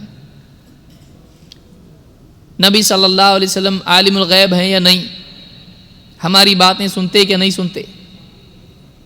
صحیح مسلم میں روایت ہے، حضرت حرام رضی اللہ تعالیٰ عنہ جو حضرت انس کے ماموں ہیں، مشرکین نے کسی بہانے مسلمانوں کو وہ لے گئے دین سیکھنے کے لیے، ہم کو آدمی دو، اللہ کے نبی صلی اللہ علیہ وسلم نے دیا آدمی، اصحاب صفا میں سے وہ لوگ لے گئے اور راستے میں لے جا کر دھوکے سے ان کو قتل کر دیا۔ جب ان کو قتل کر رہے تھے، اب سوچئے انہوں نے کیا کہا؟ انہوں نے کہا اے اللہ ہمارے نبی کو خبر دے دے کہ ہم کو یہاں قتل کیا گیا ہے اور ہم تجھ سے راضی اور تو ہم سے راضی ہے، تو کس کو خبر دے؟ ہمارے نبی کو۔ ان کا عقیدہ کیا ہے؟ ڈائریکٹ نہیں پہنچتا نبی تک، یا رسول اللہ ہم کو قتل کیا جا رہا ہے، نہیں، ان کا عقیدہ یہ ہے کہ نبی تک ڈائریکٹ نہیں پہنچتا ہے، اللہ تک ڈائریکٹ پہنچتا ہے، اور نبی تک اپنی بات پہنچانی ہو اللہ کے تھرو جاتی، معاملہ الٹا ہو گیا۔ آج کیا ہو گیا ہے کہ اللہ تک بات ڈائریکٹ جاتی نہیں، اور نبی تک ڈائریکٹ، بلکہ نبی کیا سارے اولیاء تک جاتی ہے اور وہ اللہ تک پہنچاتے ہیں۔ اور صحابی کا عقیدہ کیا ہے؟ اے اللہ تو نبی تک پہنچا دے، خطاب نبی سے نہیں اللہ سے ہے۔ تو اب دیکھیے صحابہ کا عقیدہ کیا ہے۔ اگر ان کا یہ عقیدہ ہوتا کہ یہ کیا ہو رہا ہے وہ نبی جانتے ہیں، تو اللہ سے دعا کرنے کی کیا ضرورت ہے کہ اللہ بتا ہمارے نبی کو؟ اور آپ نے بھی کہا کہ مجھ کو یہ بتایا گیا ہے، تمہارے بھائیوں کو ایسا ایسا ہوا ہے۔ تو آپ غور کریں، جو میں نے پہلے حدیث بیان کی اس سے بھی بات معلوم ہوئی کہ آپ صلی اللہ علیہ وسلم کی جوتیوں میں نجاست ہے، اور آپ نے کہا کہ جبریل میرے پاس آئے اور مجھ کو بتلایا کہ میری جوتیوں کے نیچے نجاست ہے۔ آسمان سے آنا پڑا زمین پہ بتانے کے لیے، یہاں جوتیوں کے نیچے ہے، اللہ کے نبی صلی اللہ علیہ وسلم کو نہیں معلوم یہ ہوا کیوں ایسا، تاکہ بعد میں امت کو دلیلیں ملے کہ وہ نبی کے بارے میں غلط عقیدے میں نہ پڑیں جو یہود و نصارہ اس طرح سے نکل گئے آگے، کہ آپ کو بھی نہیں معلوم کہ آپ کی جوتیوں کے نیچے نجاست ہے، جبریل آ کے بتا رہے ہیں، اور آپ نے بتایا، مجھ کو جبریل آئے اور انہوں نے بتایا تو میں نے، اور آپ نے پھر اس کے بعد نکالی، پہلے نہیں۔ تو کتنے معاملات ایسے ہیں کہ اگر ہمارے پاس صحابہ کا عقیدہ مل جائے ہم کو تو کئی مسائل ہمارے حل ہو سکتے ہیں، ورنہ یہاں وہاں کی دلیلیں آدمی لے کے اپنا مطلب اس کو پہنا کر کچھ بھی عقیدہ اختیار کر سکتا ہے۔ اسی طرح سے اللہ تعالیٰ قرآن کریم میں فرماتا ہے وَمَن يُشَاقِقِ الرَّسُولَ مِن بَعْدِ مَا تَبَيَّنَ لَهُ الْهُدَى وَيَتَّبِعْ غَيْرَ سَبِيلِ الْمُؤْمِنِينَ نُوَلِّهِ مَا تَوَلَّى وَنُصْلِهِ جَهَنَّمَ وَسَاءَتْ مَصِيرًا۔ یہ وعید کی بات ہے۔ ایک تو آپ نے دیکھا جنت ملنے کے لیے کیا ہے، ہدایت پانے کے لیے کیا ہے، تو یہ تو فضیلت کے انداز میں ہے، یہ ترغیب کے انداز میں ہے۔ اب ترہیب کے بھی انداز میں اللہ نے صحابہ کا تذکرہ کیا۔ کیا فرمایا؟ جو کوئی مخالفت کرے، وَمَن يُشَاقِقِ الرَّسُولَ، جو کوئی رسول کی مخالفت کرے ہدایت کے واضح ہو جانے کے بعد، مِن بَعْدِ مَا تَبَيَّنَ لَهُ الْهُدَى وَيَتَّبِعْ غَيْرَ سَبِيلِ الْمُؤْمِنِينَ، اور ایمان والوں کا راستہ چھوڑ کر کوئی اور راہ چلے، نُوَلِّهِ مَا تَوَلَّى، جہاں وہ مڑا ہے اس کو ہم وہیں موڑ دیں گے، وَنُصْلِهِ جہنم، اور جہنم میں پہنچا دیں گے، وَسَاءَتْ مَصِيرًا، اور وہ بہت برا ٹھکانہ ہے۔ ایک آدمی کے لیے جہنم میں جانے کے لیے کیا اتنا کافی نہیں ہے کہ وہ نبی صلی اللہ علیہ وسلم کی مخالفت کرے؟ اتنے پہ بھی جہنم میں جاتا ہے، لیکن اللہ نے ایک اور چیز جوڑی جرم میں، اور کہا کہ جہنم میں جانے کے اسباب میں جہاں نبی کی مخالفت ہے وہیں ایک اور غلطی بھی ہے۔ وہ غلطی کیا ہے؟ وَيَتَّبِعْ غَيْرَ سَبِيلِ الْمُؤْمِنِينَ۔ آپ دیکھ چکے ہیں سبیل الواضح، السبیل الواضح، منہج کس کو کہتے ہیں؟ واضح راستہ۔ یہاں کہا جا رہا ہے کہ جہنم میں جانے کی وجہ کیا ہے؟ کہ ایک تو اس نے نبی کی مخالفت کی، دوسرے یہ کہ اس نے ایمان والوں کا راستہ چھوڑ کے کوئی اور راستہ اختیار کیا،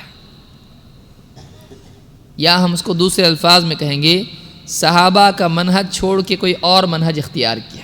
بات ایک ہی ہے۔ وَيَتَّبِعْ غَيْرَ سَبِيلِ الْمُؤْمِنِينَ، کیا نتیجہ نکلا اس کا؟ دو سزائیں اس کی ہے، صحابہ کے منہج کو چھوڑنے کی دو سزائیں ہیں، ایک سزا دنیا میں، ایک سزا آخرت میں۔ ایک سزا دنیا میں ہے اور ایک سزا آخرت میں ہے۔ دنیا میں کیا سزا ہے؟ بصیرت کا چھین لیا جانا، گمراہی کا ہدایت دکھائی دینا، گمراہی کا اور آسان ہو جانا۔ ایک آدمی پہاڑ سے کودے آ رہا، جلدی نیچے آئے گا۔ آدمی سیڑھی سے چڑھ کے جائے بلڈنگ پہ اور کودے، آسانی سے نیچے آئے گا، کیونکہ چنا اس نے اس کو۔ قاعدہ اللہ کا ہے، نیچے جانا ہے جاؤ، کودو، تم نیچے ہی جاؤ گے۔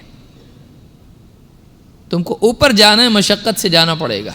مشقت نہیں چاہیے، آسانی سے نیچے آ سکتے ہو۔ صحابہ کا منہج چھوڑ دے گا، دنیا کے اندر اللہ تعالیٰ فرماتا ہے نُوَلِّهِ مَا تَوَلَّى، جہاں وہ مڑائے اس کو وہاں موڑ دیں گے ہم۔ وہ جو راستہ اس نے چنا ہے وہ راستہ اس کے لیے آسان کر دیا جائے گا۔ یہ دنیا میں ہے کہ گمراہی آسان ہو جائے گی اس کے لیے، پھر وہ غلط باتیں بھی ثابت کرتا چلا جائے گا اپنی تأویلات کے ذریعے سے۔ وہ بخاری کا درس دے کے شیخ الاسلام بنے گا اور بخاری سے گمراہیاں اور شرکیات اور کفریات ثابت کرے گا۔ وہ قرآن کی تفسیر کرے گا، لیکن اس تفسیر کے ضمن میں وہ باطل عقائد کی ترویج کرے گا اپنی عقل سے، تفسیر بالرائے کے ذریعے سے۔ وہ وحدت الوجود کو ثابت کرے گا اور مفسر کہلائے گا۔ اگر منہج صحیح نہیں ہے تو آدمی کے لیے گمراہی آسان ہو جاتی ہے۔ اگر صحابہ کا راستہ چھوڑ دے گا اس کے لیے دنیا کی سزا یہ کہ اس کے لیے گمراہی آسان ہو جاتی ہے۔ فَلَمَّا زَاغُوا أَزَاغَ اللَّهُ قُلُوبَهُمْ، جب انہوں نے ٹیڑھے پن کو اختیار کیا تو ہم نے ان کے دلوں کو ٹیڑھا کر دیا۔ اور دوسری سزا آخرت میں ہے، وَنُصْلِهِ جَهَنَّمَ، جس نے دنیا میں صحابہ کا راستہ اختیار نہیں کیا وہ آخرت میں صحابہ کی صحبت کے لائق نہیں ہے، جنت میں۔ اللہ تعالیٰ فرماتا ہے وَنُصْلِهِ جَهَنَّمَ، اس کو ہم جہنم میں ڈال دیں گے۔ وساءت مصیرا، اور جہنم بہت برا ٹھکانہ ہے۔ لہٰذا صحابہ کے منہج کو چھوڑنا، سلف کے منہج کو چھوڑنا، یہ گمراہی کا سبب ہے، اور یہ خود گمراہی ہے، یہ خود گمراہی ہے۔ اس سلسلے میں منہج سلف کے بارے میں خود صحابی ابن مسعود رضی اللہ عنہ فرماتے ہیں، ان اللہ نظر فی قلوب العباد فوجد قلب محمد صلی اللہ علیہ وسلم خیر قلوب العباد۔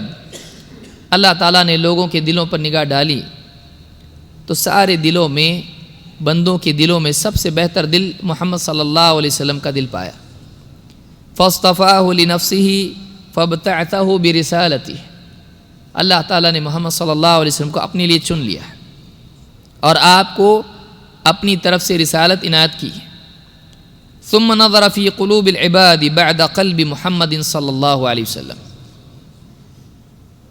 پھر محمد صلی اللہ علیہ وسلم کے بعد، آپ کے انتخاب کے بعد، اللہ تعالیٰ نے دوسرے بندوں کے دلوں پر پھر نگاہ ڈالی۔ فوجد قلوب اصحابہ خیر قلوب العباد، تو آپ کے صحابہ کے دلوں کو باقی سارے بندوں کے دلوں سے بہتر پایا۔ فجعلہم وزراء نبیہ یقاتلون علی دینہ، تو اللہ تعالیٰ نے انہیں نبی صلی اللہ علیہ وسلم کا ساتھی بنایا، محافظ بنایا، ساتھ میں ساتھ دینے والا، مددگار بنایا، تاکہ آپ کے ساتھ مل کر وہ دین کے لیے لڑیں۔ فما رأى المسلمون حسنا فهو عند اللہ حسن، لہٰذا اب یہ مسلمان جس چیز کو بھلائی سمجھیں وہ بھلائی ہے۔ وما رأوا سیئا فهو عند اللہ سیئ، اور یہ مسلمان یعنی جن کی بات ہو رہی ہے کون؟ صحابہ، تو یہ صحابہ جس چیز کو برائی سمجھیں وہ برائی ہے۔ اس روایت کو امام احمد نے اپنی مسند میں روایت کیا ہے، اور شیخ الالبانی نے الضعیفہ میں اس کو حسن کہا ہے۔ اس حدیث سے بات معلوم ہوتی ہے، یہ روایت ضعیفہ میں ہے، اس کو حسن کہا انہوں نے۔ اس روایت سے بات معلوم ہوتی ہے کہ صحابہ جس چیز کو اچھا سمجھیں وہ اچھا ہے، اور وہ جس کو برا سمجھیں وہ برا ہے۔ یہ روایت اگرچہ صحابی کا قول ہے لیکن فی حکم المرفوع ہے، اس لیے کہ اللہ کے بارے میں بیان کر رہے ہیں اور ایسی بات بیان کر رہے ہیں جو محض رائے سے نہیں بیان کی جا سکتی ہے۔ تو اس روایت سے بھی یہ بات معلوم ہوتی ہے کہ اللہ کے ہاں صحابہ کے دل سب سے بہترین دل تھے، اور صحابہ نے جس چیز کو مجموعی طور پر اچھا سمجھا وہ اچھا ہے، اور انہوں نے جس چیز کو برا سمجھا وہ برا ہے۔ لہٰذا بعد کے لوگوں کے لیے بھی ضروری ہے کہ وہ صحابہ کے فہم کو اپنے فہم پر ترجیح دیں۔ اپنی رائے سے دین کو سمجھنے میں کیا نقصان ہے، صحابہ کے فہم کو چھوڑنے میں کیا نقصان ہے، یہ آپسی جنگ و جدل تک بات جا سکتی ہے۔ اس سلسلے میں ایک روایت جس کو امام البیہقی نے شعب الایمان میں ذکر کیا ہے، ابراہیم التیمی کہتے ہیں، خلا عمر بن الخطاب ذات یوم فجعل یحدث نفسہ، عمر بن خطاب رضی اللہ تعالیٰ عنہ ایک دن اکیلے تھے اور جی میں بات کر رہے تھے۔ فارسل الی ابن عباس فقال کیف تختلف هذه الامة وکتابها واحد ونبیها واحد وقبلتها واحدہ، ان کے دل میں ایک بات کھٹک رہی تھی۔ انہوں نے آدمی بھیجا کس کے پاس؟ عبداللہ ابن عباس کے پاس۔ عبداللہ ابن عباس کون ہیں؟ جن کے بارے میں اللہ کے نبی صلی اللہ علیہ وسلم نے دعا کی تھی، اللہم فقہ فی الدین وعلمہ التأویل، اے اللہ اس کو دین کی گہری سمجھ دے اور اس کو قرآن کی تفسیر کا علم دے، تأویل کا علم دے۔ تو بہت ہی سمجھدار اور فقیہ صحابی تھے۔ کہا کہ ان سے جاؤ اور پوچھو، کیا پوچھو؟ اس امت میں اختلاف ہوگا تو کیسے ہوگا؟ اس امت کا اس کی کتاب ایک ہے، اس کا نبی ایک ہے، اس کا قبلہ ایک ہے۔ امت محمدیہ، امت مسلمہ، کتاب ایک قرآن، نبی ایک محمد صلی اللہ علیہ وسلم، قبلہ ایک، پھر اس میں اختلاف کیسے ہوگا؟ قال ابن عباس یا امیر المؤمنین، ابن عباس نے جواب دیا، اے امیر المؤمنین، انما انزل علینا القرآن فقرأناہ وعلمنا فیما نزل، ہمارے اوپر قرآن نازل ہوا، ہم نے اس کو پڑھا اور ہم نے جانا کہ قرآن کی آیتیں کس بارے میں تھیں، کس بارے میں نازل ہوئیں۔ وَإِنَّهُ يَكُونُ بَعْدَنَا أَقْوَامٌ، لیکن ہمارے بعد کچھ لوگ آئیں گے، يَقْرَؤُونَ الْقُرْآنَ، قرآن پڑھیں گے، وَلَا يَعْرِفُونَ فِي مَا نَزَلَ، لیکن انہیں معلوم نہیں ہوگا کہ یہ آیت نازل کس بارے میں ہوئی ہے۔ لِكُلِّ قَوْمٍ فِيهِ رَأْيٌ، ہر ایک کی اس میں اپنی ایک رائے ہوگی۔ فَإِذَا كَانَ لِقَوْمٍ فِيهِ رَأْيٌ اخْتَلَفُوا، جب ہر ایک کی اپنی اپنی رائے ہوگی تو اسی سے ان میں اختلاف بھی ہوگا۔ فَإِذَا اخْتَلَفُوا اقْتَتَلُوا، اور جب ان میں اختلاف رائے کا ہوگا تو آپس میں جنگ بھی ہوگی اور قتال بھی ہوگا۔ صحابہ کے منہج کو چھوڑنا آپسی قتل و غارت گری تک لے جاتا ہے، کوئی معمولی چیز نہیں ہے۔ کیوں؟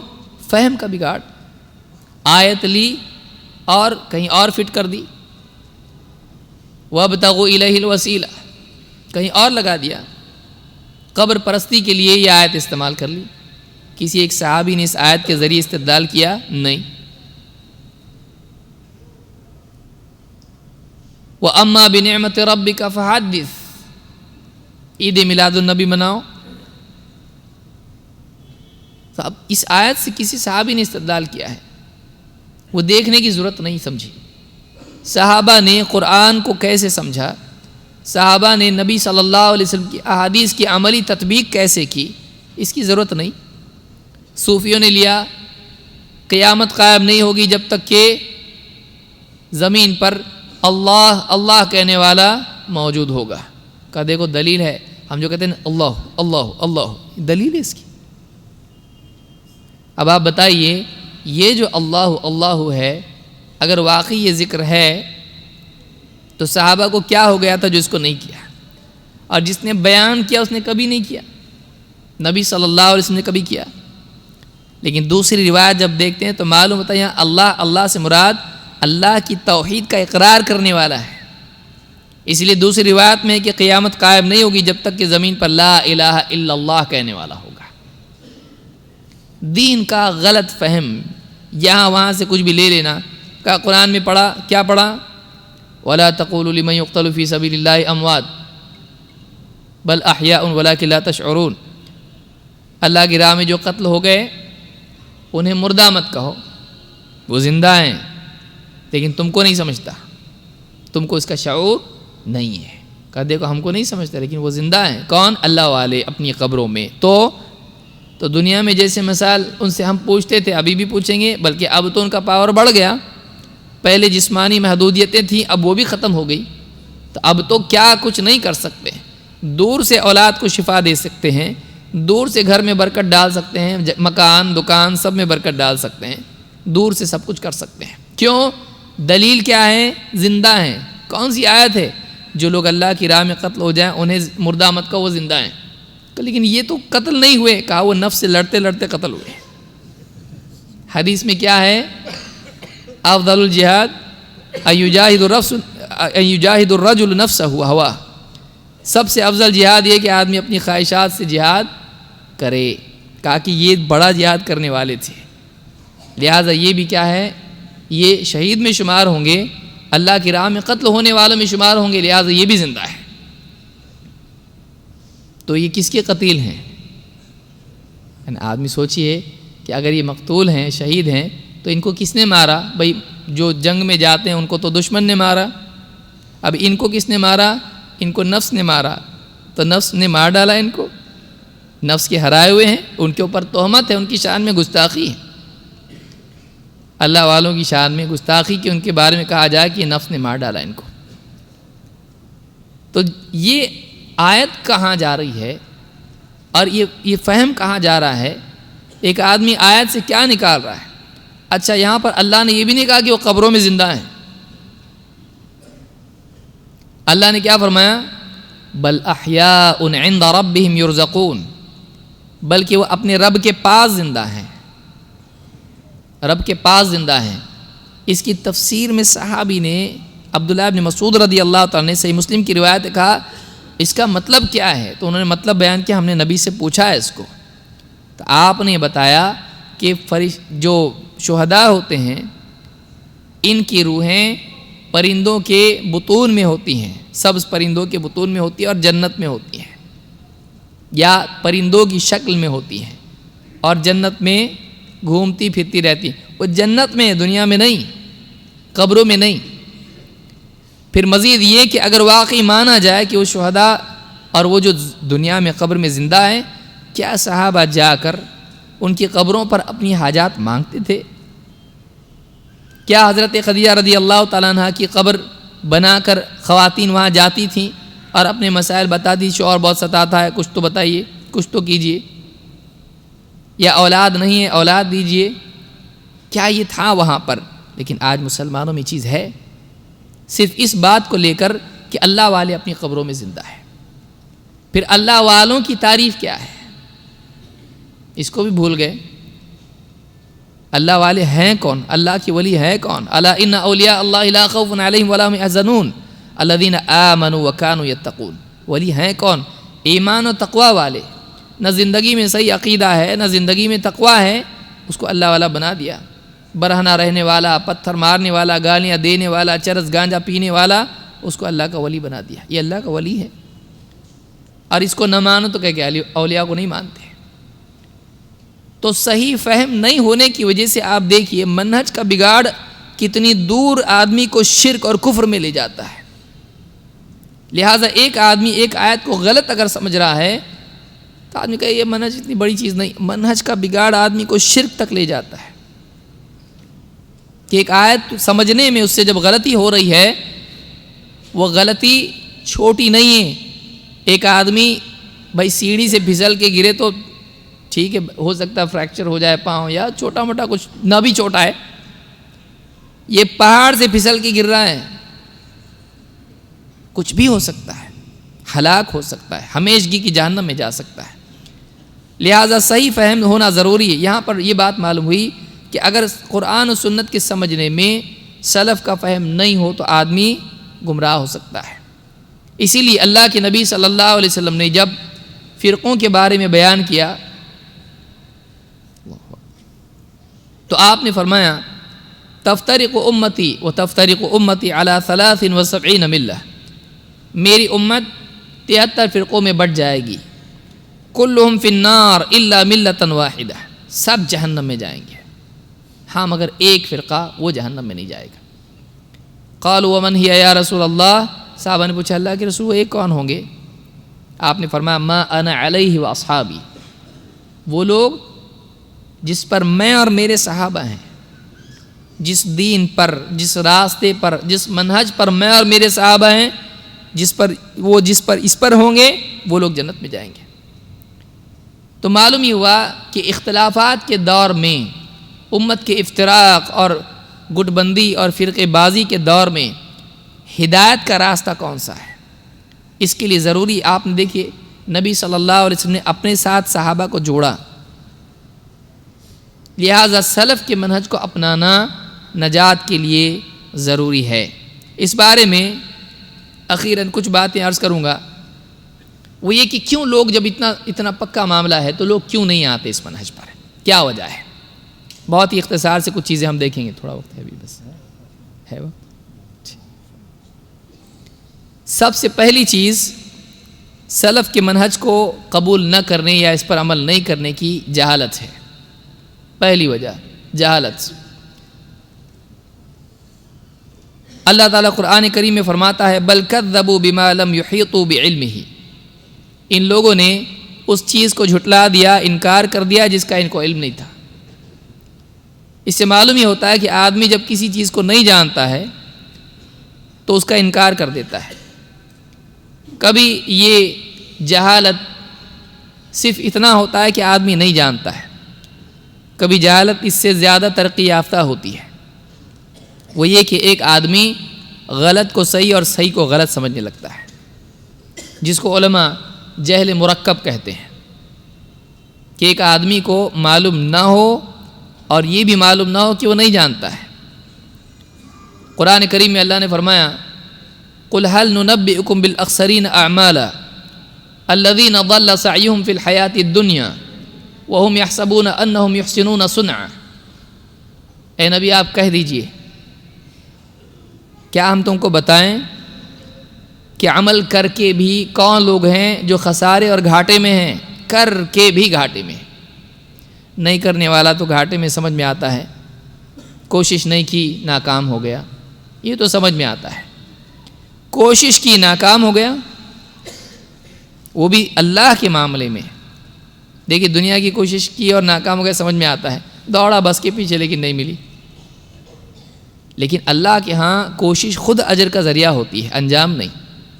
اسی لیے جتنے نبی آئے، بعض نبی آئے جن کی بات کسی نے مانی نہیں، لیکن اللہ کے نزدیک وہ مأجور ہیں۔ کیوں؟ سعی کی بنیاد پر، کوشش کی بنیاد پر۔ تو اللہ کے ہاں کوشش کر کے بھی ناکام کیسے ہوتا آدمی؟ کوشش پر تو اجر ملنا چاہیے، چاہے نتائج نہ نکلیں۔ اللہ نے فرمایا آؤ بتائیں تم کو کہ کوشش کر کے بھی کون ناکام ہے۔ قُلْ هَلْ نُنَبِّئُكُمْ بِالْأَخْسَرِينَ أَعْمَالًا، اعمال کے اعتبار سے سب سے خسارے اور گھاٹے میں کون ہیں؟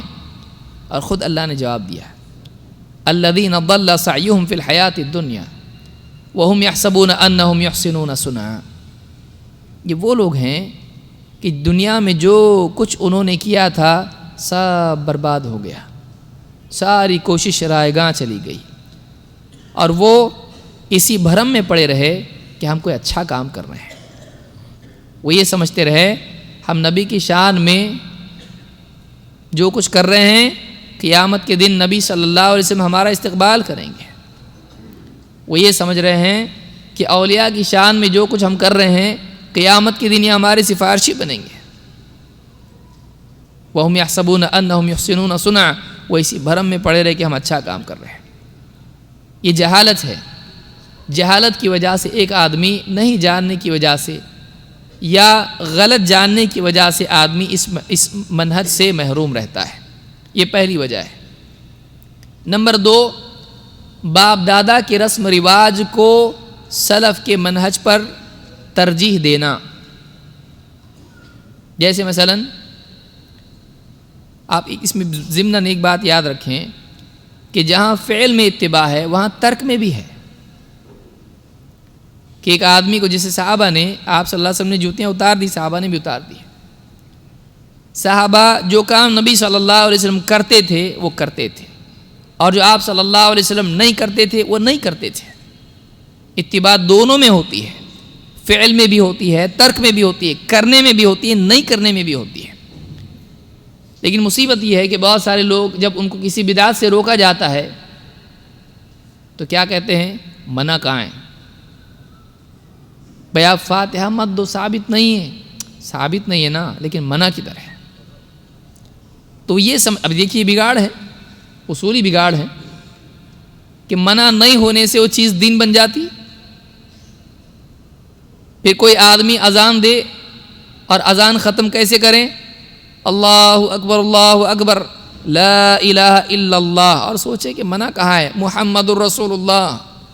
چلے گا؟ نہیں چلے گا، اذان غلط دی اس نے، اپنی طرف سے وہ اضافہ کیا جو ممانعت جس کی نہیں ہے، لیکن ثبوت بھی نہیں ہے اس کا۔ تو بہت سارے لوگ باپ دادا کے رسم و رواج کو دین کا قائم مقام بنا لیتے ہیں۔ وہ یہ نہیں دیکھتے کہ صحابہ نے اس کو نہیں کیا، وہ یہ دیکھتے ہیں باپ دادا نے تو کیا۔ لہذا باپ دادا کا طور طریقہ سلف کے منہج سے رکاوٹ بن جاتا ہے، خصوصاً ایسے معاملات میں جو بدعات والے ہوتے ہیں کہ سلف نے نہیں کیا لیکن باپ دادا نے کیا ہے۔ اللہ تعالیٰ فرماتا ہے وَإِذَا قِيلَ لَهُمْ تَعَالَوْا إِلَى مَا أَنزَلَ اللَّهُ وَإِلَى الرَّسُولِ، جب ان سے کہا جاتا ہے کہ آؤ اللہ نے جو نازل کیا ہے قرآن میں، اور آؤ رسول کی طرف، تو کیا کہتے ہیں؟ قالوا حسبنا ما وجدنا علیہ آباءنا، کہتے ہمارے لیے تو بس اتنا ہی کافی ہے جس پر ہم نے باپ دادا کو پایا ہے۔ یہ قرآن و حدیث بھائی بہت بڑی چیز ہے۔ باپ دادا جیسا کرتے تھے ہم ویسے ہی کریں گے، ہم باپ دادا کے طریقے پر چلیں گے۔ تو باپ دادا کے طریقے کو بطور حجت تسلیم کرنا یہ سلف کا طریقہ نہیں ہے. لیکن آج مسلمانوں کی ایک بہت بڑی تعداد ہے جو کہتی کہ بھائی فاتحہ ہمارے باپ نے مرتے وقت کہا تھا، میں مرتے وقت تک چھوڑوں گا نہیں. کنڈے، کندوری، 11ویں 12ویں بھی ہے نا، 12 ربیع الاول، 12ویں 11ویں سب میں کروں گا. کیوں؟ باپ دادا سے چلتے آ رہا بھائی. آپ اب نئے آئے، جمعہ ہم کو بتا رہے آپ مت کرو. منع کہاں ہے بتاؤ؟ نہیں نہ منع، اتنے سارے دنیا کے لوگ کر رہے ہیں، ہمارے باپ دادا کرتے ہیں ہم تو کریں گے. بہت مزہ آتا ہے اس میں. تو باپ دادا کا طریقہ لوگوں کے لیے دلیل بن جاتا ہے. یہ دلیل نہیں ہے.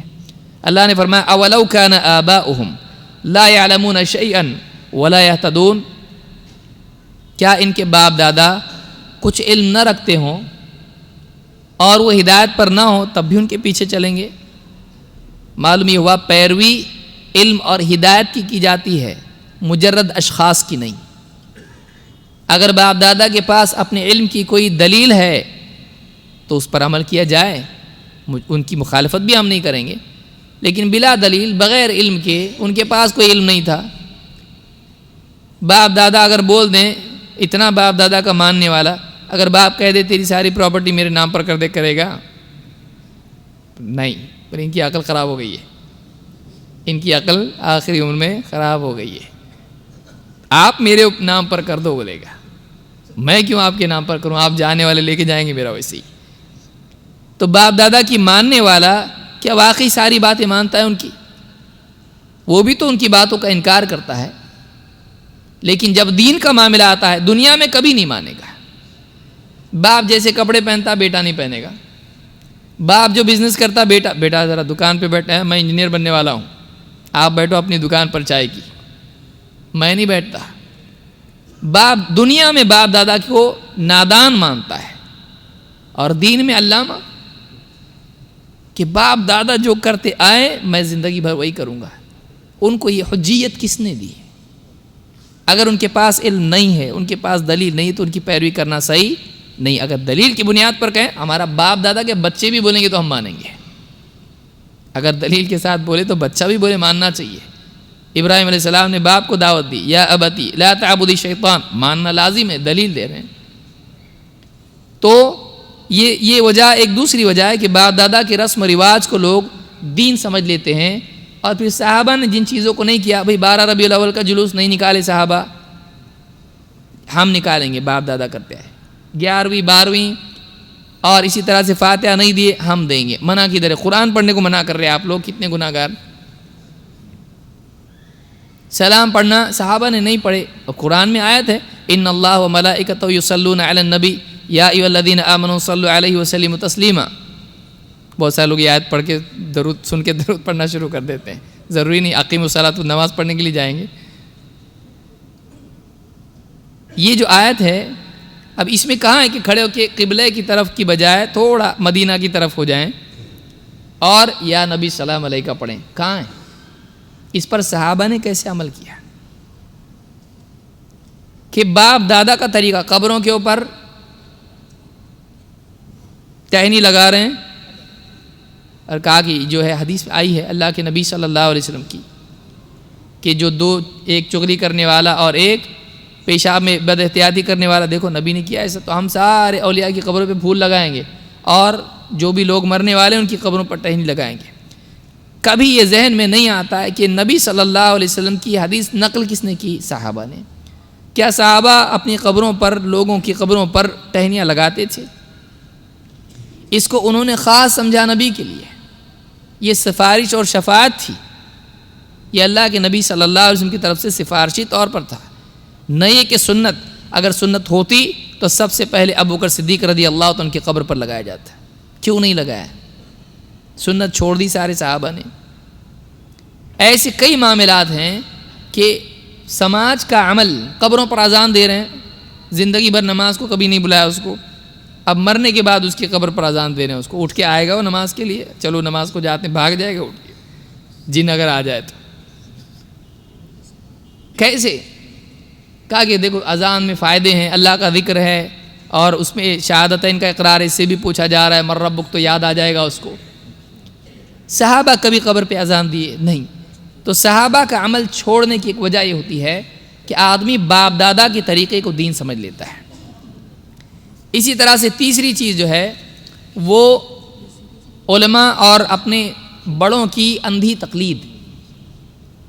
سماج میں پیر، مفتی صاحب، فلانے جن کی تعظیم کی جاتی ہے، جن کو بڑا مانا جاتا ہے، ان کو مستقل دلیل بنا لیا جاتا ہے، اور سلف کے منہج کے مقابلے میں ان کی بات مانی جاتی ہے۔ اللہ تعالیٰ فرماتا ہے ان اللہ لعن الکافرین واعد لهم سعیرا خالدین فیہا ابدا لا یجدون ولیا ولا نصیرا۔ اللہ تعالیٰ نے کافروں پر لعنت کر رکھی ہے اور ان کے لیے جہنم کی آگ تیار ہے، یہ اس میں ہمیشہ رہیں گے، اور اللہ کے مقابلے میں یہ کوئی مددگار اور اپنا دوست نہیں پائیں گے، کوئی ولی اور کوئی نصیر ان کو نہیں ملے گا۔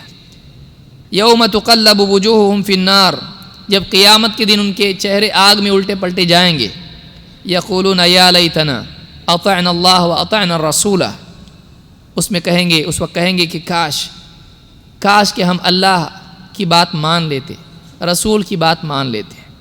وقالوا ربنا انا اطعنا سادتنا وکبراءنا فاضلونا السبیل، اور کہیں گے ہم نے تو اللہ اس کے رسول کی نہیں مانی۔ کس کی مانی؟ ہم نے اے رب ہم نے اپنے سادتنا، ہم نے اپنے لیڈروں کی اور اپنے بڑوں کی بات مانی، تو انہوں نے تو ہم کو راہ سے بھٹکا کے رکھ دیا۔ ربنا آتهم ضعفین من العذاب، اے اللہ ان کو دوہرا عذاب دے، ولعنہم لعنا کبیرا، اور ان پر لعنت نازل کر، بڑی لعنت نازل کر۔ اللہ اس کے رسول کی نہیں مانی، رسول کا راستہ نہیں اپنایا۔ کس کا راستہ اپنایا؟ کس کی بات مانی؟ اپنے لیڈروں کی اور اپنے بڑوں کی۔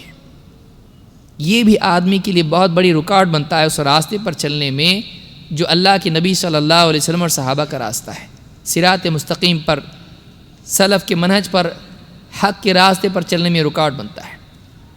اسی طرح سے بعض اوقات خواہشات بھی آدمی کے لیے رکاوٹ بن جاتی ہیں۔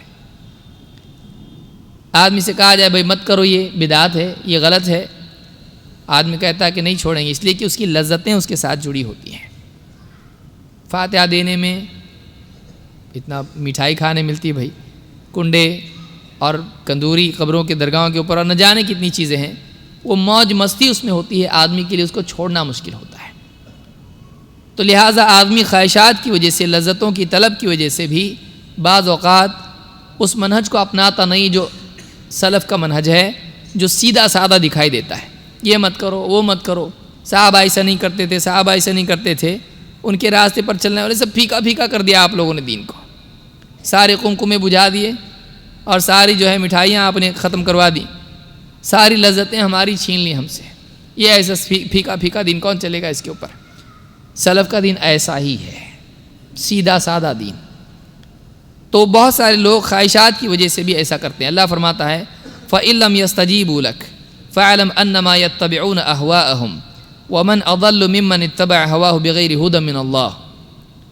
اے نبی، اگر وہ آپ کی بات کو نہیں مانتے ہیں، آپ کی بات کو قبول نہیں کرتے، تو آپ اچھی طرح سے اس بات کو جان لیں کہ یہ بس اپنی خواہشات کی پیروی کر رہے ہیں، اور اس سے بڑھ کے گمراہ کون ہوگا جو اللہ کی ہدایت کے مقابلے میں اپنی خواہشات کی پیروی کرنے لگے ہیں۔ تو ایک آدمی اکثر اس چیز سے محروم کیوں ہوتا ہے؟ کیا رکاوٹ بنتی؟ لذتیں، موج مستی، پکنک، بہت ساری چیزیں رکاوٹ بنتی ہے آدمی کے لیے۔ Number 5، majority. اتنے سارے لوگ جس راستے پر جا رہے ہیں ہم اس پر جائیں گے، آپ کا جو چھوٹا موٹا راستہ ہے ایک دم جس پہ پبلک بھی نہیں دکھائی دے رہی کچھ، اس راستے پہ ہم نہیں آئیں گے۔ سفیان الثوری رحمۃ اللہ علیہ فرماتے ہیں اسلکوا سبیل الحق، حق والا راستہ چلتے رہو، ولا تستوحشوا من قلت اہلہ، اس راستے پر، حق کے راستے پر چلنے والوں کی کمی کی وجہ سے گھبراؤ مت۔ حق کے راستے پر چلنے والے تھوڑے ہیں، گھبراؤ مت، بلکہ اس راستے پر چلتے رہو۔ اللہ تعالیٰ قرآن کریم میں فرماتا ہے قُلْ لَا يَسْتَوِي الْخَبِيثُ وَالطَّيِّبُ وَلَوْ أَعْجَبَكَ كَثْرَةُ الْخَبِيثِ، اے نبی آپ کہہ دیجئے خبیث اور طیب، گھٹیا اور اعلیٰ، ناپاک اور پاک دونوں برابر نہیں ہو سکتے، چاہے خبیث کی زیادتی آپ کو کتنا ہی تعجب میں کیوں نہ ڈالتے ہیں۔ تو زیادہ اور کم، بہت سارے لوگ بولتے ہیں اتنے سارے لوگ اتنے سامان ایسے کرتے آ رہے، پوری دنیا میں ہو رہا ہے اور آپ بول رہے مت کرو، اس لیے کہ ایسا کرنا دین میں نہیں ہے۔ تو بہت سارے لوگ اس وجہ سے بھی اس منہج سے محروم رہتے ہیں۔ چھٹی ایک وجہ یہ بھی ہے کہ بعض لوگوں کے اندر عقل پرستی ہوتی ہے اور دین میں عقل چلا کر وہ نئی نئی چیزیں نکالتے ہیں، اور دین میں عقل کی بنیاد پر باتوں کو قبول اور رد کرتے ہیں۔ عقل پرستی بھی آدمی کے لیے ایک گمراہی کا سبب ہے اور سلف سے محرومی کا سبب ہے، صراط مستقیم سے محرومی کا سبب ہے۔ علی بن ابی طالب رضی اللہ عنہ فرماتے ہیں لو کان الدین بالرأی لکان اسفل الخف اولا بالمسح من اعلاہ۔ اگر دین رائے پر ہوتا، اگر دین کی بنیاد رائے پر ہوتی تو چمڑے کے موزوں میں نیچے کے حصے پر مسح کرنا زیادہ بہتر ہوتا اوپر کے مقابلے میں۔ وقد رأیت رسول اللہ صلی اللہ علیہ وسلم یمسح علی ظاہر خفی، لیکن میں نے اللہ کے نبی صلی اللہ علیہ وسلم کو دیکھا ہے کہ آپ موزوں کے اوپر کے حصے پر مسح کرتے تھے وضو میں۔ اس کو امام احمد، ابو داؤد وغیرہ نے روایت کیا ہے۔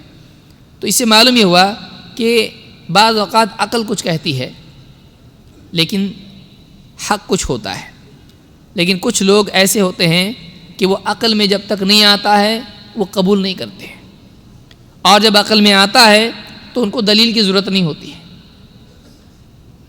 کیا ہے مسئلہ؟ کہ جب تک عقل میں نہیں آتا نہیں مانوں گا، اور کوئی بات اگر عقل میں آ گئی تو پھر دلیل ہو یا نہ ہو، عقل میں آئی نا بس صحیح ہے۔ اسلام میں یہ نہیں ہے، اسلام میں یہ چیز نہیں ہے۔ عقل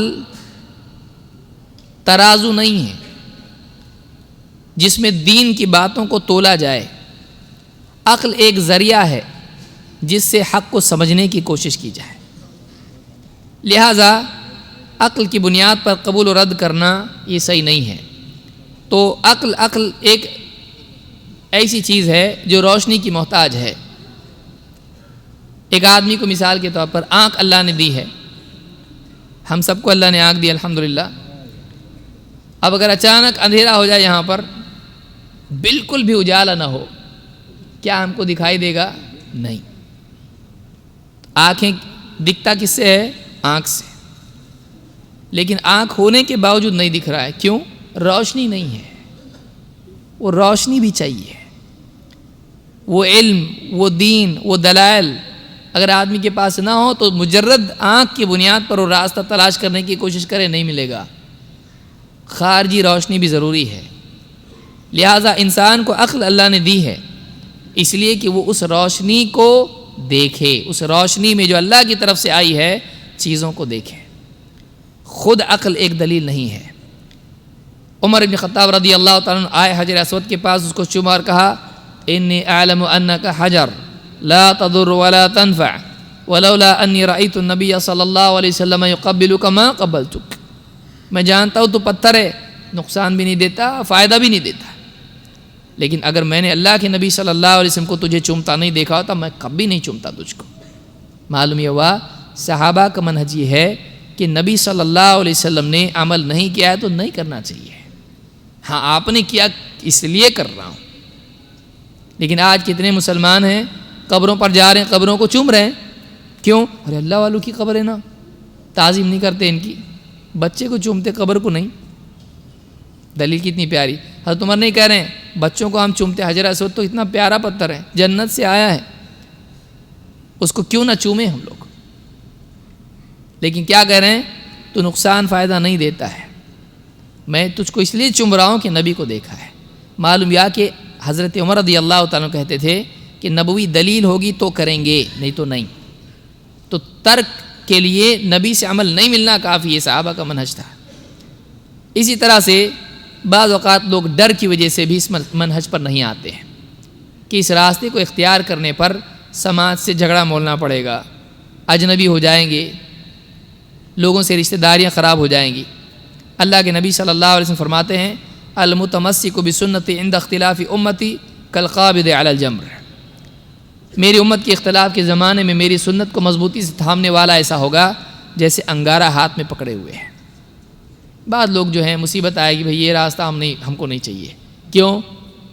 سمندر میں رہ کے مگرمچھ سے کون بیر مول لے؟ تو ہم چھوٹی مچھلی ہیں، سمندر میں مگرمچھ ہیں، دریا میں مگرمچھ ہیں، ہم کو کھا لیں گے۔ ہم نہیں، جیسا پبلک چلتی ہے وہیں چلو، جیسی ہوا چلتی ہے ویسے ہم چلیں گے، جیسا دیس ویسا بیس، جیسا رنگ ویسا ڈھنگ۔ تو اس طرح سے بعض لوگ سماج میں مکس ہو جاتے ہیں جبکہ جان رہے ہوتے ہیں کہ حق کیا ہے، لوگوں کے ڈر کی وجہ سے۔ تو یہ اور شیطان بھی ہے آخر میں، اللہ نے فرمایا کہ وَلَا تَتَّبِعُوا خُطُوَاتِ الشَّيْطَانِ إِنَّهُ لَكُمْ عَدُوٌّ مُبِينٌ، شیطان کے نقش قدم پر مت چلو، اس لیے کہ وہ تمہارا دشمن ہے، کھلا دشمن ہے۔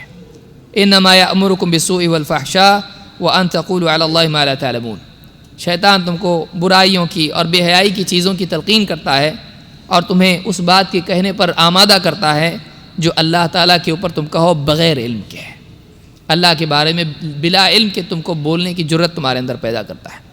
لہٰذا یہ کچھ باتیں تھیں جو آج کی اس گفتگو میں نے مناسب سمجھی کہ یہ چیزیں رکاوٹ بنتی اس منہج پر آنے میں۔